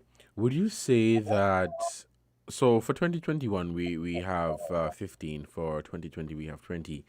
Would you say that the numbers are higher, or I know you said, it should not be alarming, but as I heard before, as we were talking about before, people were calling numbers like 50 and 60. I know, I mean, it's not a case of saying, well, we have 20 or it's only 20, Right. So we shouldn't be thinking. But what I really want to ask is 20 or 15 an alarming number, or should we be concerned about this? Yes, because once you have one person testing positive, you know that you would have to multiply that by about 3 or 4. We know how sex is. It's like a network, and we're having a lot of sex, and a lot of us are having sex with a lot of people. And even if you have sex with one person, you are still having sex with everybody your partner is having sex with. And that is what we don't seem to understand. So I might be saying that I only have one partner, but in actuality, how many partners do our partners have? And that we don't know. So for every person tested, we need to multiply that by at least 3, 4. So really, when we hear 20, it's not just 20, because that person would have had sex with somebody who would have had sex with somebody else. So it's a lot more than 20. Trust me. Because I was having this conversation earlier with some of my colleagues, and we were saying, perhaps it could be a case of where these are just the numbers that have been reported. In other words, there could be people that are positive for HIV, but they have not gone out to get tested. That Right. that that And that that's could what I'm very well be saying. a case. So if this True. number is saying 15 or 20, then perhaps the Right. real number could be higher. Oh, yes. But Oh, I yes. have here with me too some HIV data from Nevis, and Mrs. Kathy Keynes, I want to hear from you on this data. So the the cumulative HIV cases, and this is from 1987 to 2021, it says 80 cases, 40 females and 40 males. Number of new infections in 2021 was 21. What I wanted to get some clarity. The infections in 2021, it had two. Two, sorry, two. Thank you so much for that correction. Sorry, two. You do not. Yeah.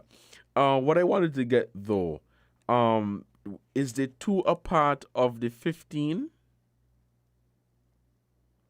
I'm not sure if the two is a part of the 15. Well, I would assume so because it says from the statistics I received from the Sinkis office, it says in the Federation. So that suggests that the two is a part of the 15 for 2021. It says the number of clients in care and in treatment is 21, 12 males and 9 females. What is your take on the number of clients in care and treatment? Can you provide more information on this in terms of the males and females and the number of new infection for 2021? What is your take on that? Well, for 2021, we had 2 reported cases. Yes. And that would be 1 male, 1 female. And 2020, we would have had 3 reported cases, 1 male, 2 females. 1 male, 2 females, yes. And the numbers for Nevis, in terms of when you disaggregate the data, separate it, that is pretty much in line with how the numbers we get every year for the past 2 years. However, again, everything boils down to testing. If persons get tested and know their status, then that will give us a more accurate picture with any disease, not just HIV. It could be other sexually transmitted infections such as chlamydia, herpes, syphilis, any what we call infectious disease. So you have to get tested for most of them. So this is pretty much for Nevis, on Nevis itself, is pretty much reflective of our data trend. Cumulatively, as the Federation, the 15-20 trend in terms of testing hovers around there for several years now. So it's not outside the norm in terms of laboratory diagnosed testing. I have to agree with Lucine in terms of when we test, we have a number if a person comes up positive. However, we have to think beyond that and think about if other persons out there are also exposed, at risk, or possibly infected. And that is why rapid testing, HIV testing, is so important, and that is why we encourage persons as part of their annual checkup that they also include HIV in that request. If you don't have an annual checkup and you just want to know your HIV status, the health centers do rapid testing, and the HIV National AIDS Program Secretariat do rapid testing. At the moment, the Health Promotion Unit is not offering that right now as our person is on leave, but the health centers offer that, and you can also check your private physician if you require to have a test. So testing is very important, and it is part of our strategy to get persons to get tested so persons know their status, and if they are negative, we give them advice, strategies to try and maintain that. And if they're positive, we try to encourage them to get into care and treatment so that they can get virally suppressed, reduce that viral load number so we can reduce further infection. In terms of persons that are in treatment and care, yes, that's about the number. It would have increased by 2. We have persons that would have passed over the years. We have data going back to 1987. And persons would have migrated and moved to another country, etc. So that number is reflective of what we have in terms of our testing number and getting people who are diagnosed as positive into treatment and care, because that is the next step to make sure that they live a healthy and normal life and they can continue to be very productive citizens or residents of the Federation of St. Kitts and Nevis. Thank you so much for that. Oh, I wanted to ask this as well. Would you guys say that there's an uptick in people going out to get tested based on the numbers that you've seen? Would you say that Yeah. people are now going out to get tested for HIV? I would say yes. Yes. I would say yes, but we also have some of the same persons being tested over and over again. There are still a lot of persons out there who have not gotten an HIV test as yet. And so we are encouraging them to come. This is not the time when HIV was a death sentence. However, not coming forward could make it a death sentence for you. For HIV can stay in the body for a very long time without any signs and symptoms, up to 8 years. And then when you finally start to get sick and you have progressed to AIDS, then it lessens your chances of you being able to bounce back. So we are saying now is the time to come for testing. There's help, and the test is free and treatment is free. Everything else you have to pay for your treatment. Cancer, you name it, hypertension, diabetes, asthma, but HIV, the treatment is free. So we need to take advantage of that privilege. Thank you so much. Mrs. Keynes, your take? Yes, I agree with Lucine. Our persons have gotten more access, especially since we rolled out rapid testing over the past few years. And yes, and we've had some repeaters, and we would just want persons who are out there and just need to know their status. I agree with Lucine. The service is there. We have trained persons who are there to assist and help and guide, and we just want persons to know their status. It's just part of knowing what your health is about. You want to know your numbers. You want to know if your pressure is good, if your blood sugar levels are good. You want to know your HIV status, right? So add that in and just take the test. It's something that we offer for free, and it's free 365 days out of each year on those days that we work. But it is there, and it's free to everyone once you come through the public system. If you go private, well, that's a different conversation. But in terms of public access, if you go to the health center, if you go to the government lab to have the test done, it is free of cost. Thank you so much for that. We have 10 minutes left. We'll take a break to give a shout out to the sponsors. There's some callers that wanted to get in, and we'll just take a few calls to take any questions that they may have along this line of HIV/AIDS, and we will wrap up this program at 1:30. Let's take this break, and the phone lines will open thereafter, and we're going to take their questions. We will be right back. Stay tuned. WINN is 98.9. 98.9 is Win FM. Win FM 98.9 keeps you connected.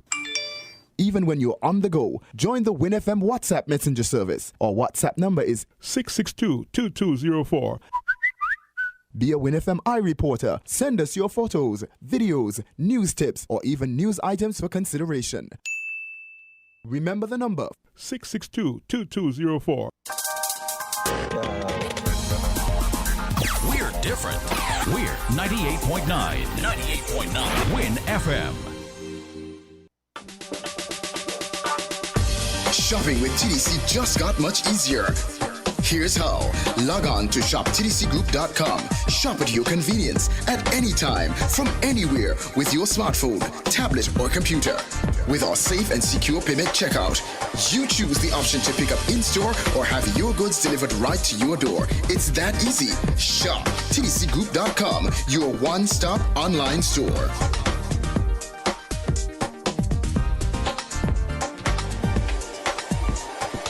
Shop anywhere, shop anytime, same quality you love. Now online. Shop www.shoptdcgroup.com.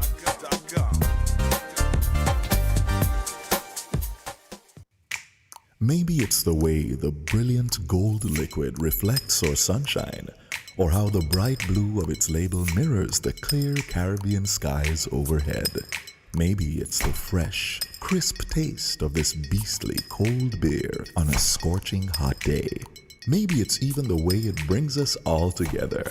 But one thing is for sure, Carib is very much a part of who we are wherever we're from in the Caribbean. Carib, it's the way we play. Drink responsibly.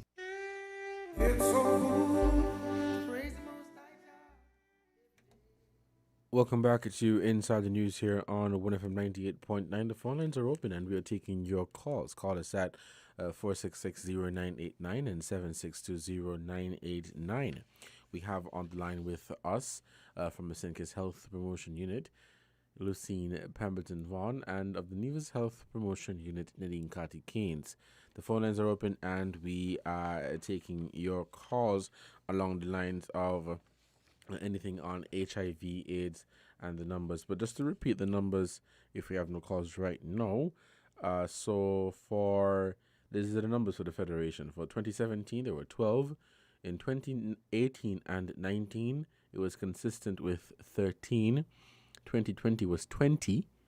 2015, 15. Those are the numbers that we have, and this was received from the Ministry of Health here in St. Kitts, from the Office of the Chief Medical Officer. We are taking your calls. We had some calls earlier, but we lost those calls. But you can call us back at 466-0989 and 762-0989. If we have no calls in the meantime, as you're wrapping up, I'll just give you guys the opportunity to wrap up and give your closing comments and contribution to this program, starting with you, Mrs. Vaughan. If a caller comes in, I'll let you know, and we'll take that call quickly. Okay. I just want to say that prevention is as easy as ABC, really. Abstinence is still an option. Abstinence is still an option, and people should really not get involved in sex until they are ready. Emotionally, spiritually, psychologically, socially, because sex is for responsible adults. So A is abstinence, B is be faithful, and we know that faithfulness is from both ends. C is correct and consistent condom use, not next week and not tonight and not because it's Valentine's, and it is consistent. D, you do the test regularly. And E, educate yourself. Stay on the cutting edge, get the necessary information and act on it. And I would like to say that love is protective, and you must start with yourself. You cannot love your partner if you don't love you. So you start by protecting you, and that starts by getting tested. So this week, Thursday, we are having testing at the Ministry of Health, and that is Bladen's. And right there by the Ministry of Health, 9 o'clock to 3 p.m.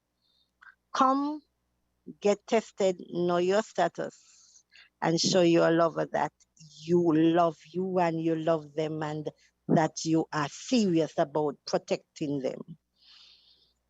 Thank you so much, Mrs. Vaughan. Mrs. Keynes?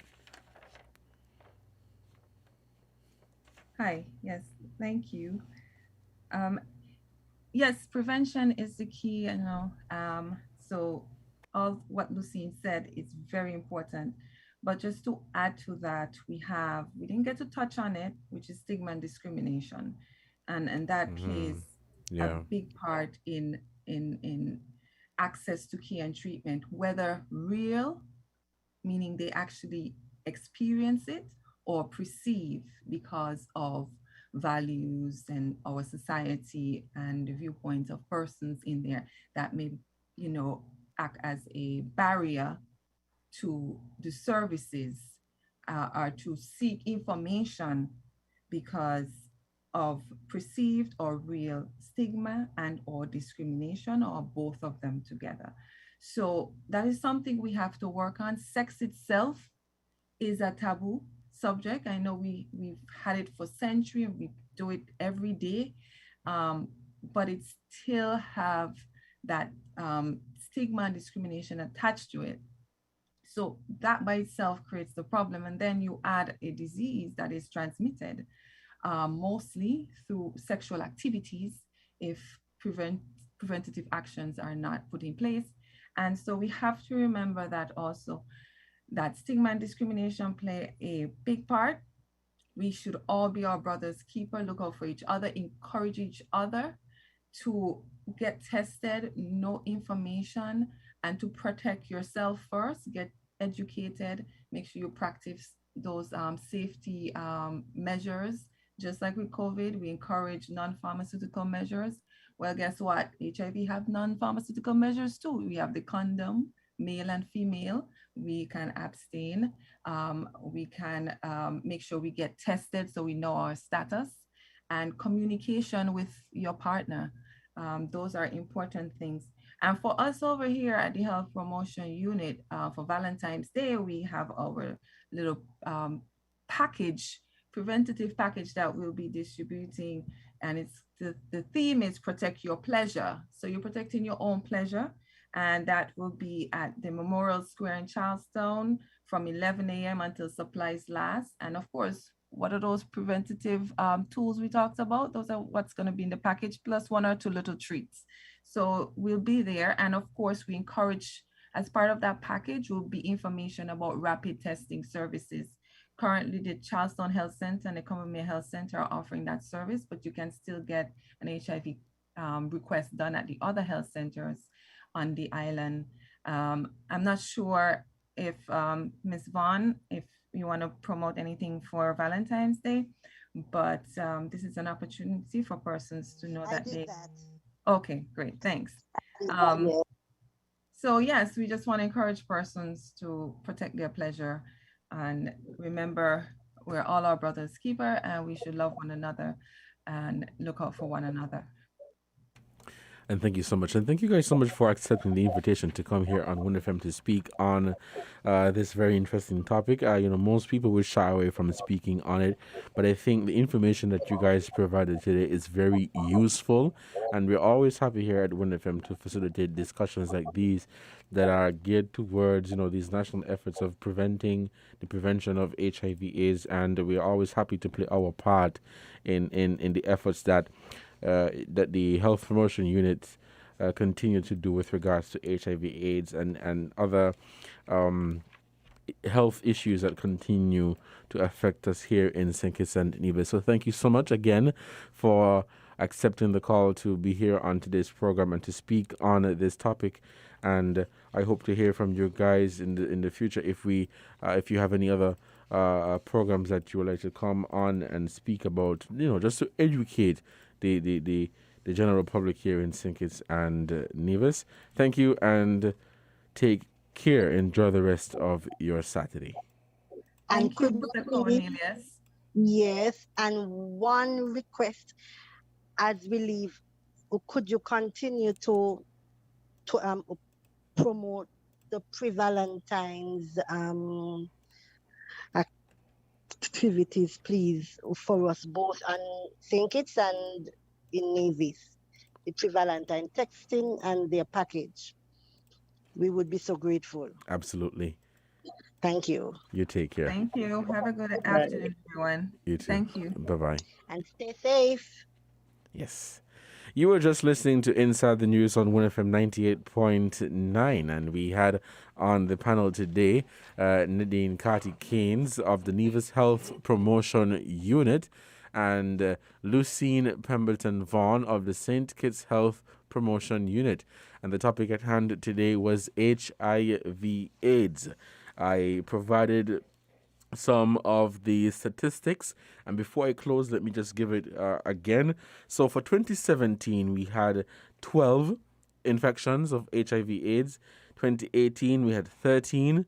That number remained consistent, and in 2019 was the same. So for 2018 and 2019, 13. For 2020, 20. For 2021, 15. So between 2017 and 2021, 73 infections. For Nevis, between 1987 and 2021, 80 cases, 40 males and 40 females. The number of new infections in 2021 for the island of Nevis, 2. Number of clients in care and treatment, 21. 12 males and 9 females. And the total number of HIV tests conducted in 2021 in Nevis were 411 at the Alexandra Lab and 72 at the Avalon Lab. This is the information that we have received from the St. Kitts and Nevis, the St. Kitts Health Promotion Unit, and the Nevis Health Promotion Unit as it relates to HIV/AIDS. Thank you so much, and until next time, you guys take care. Enjoy the rest of your Saturday. Thank you so much for listening to Inside the News here on WINNFM 98.9.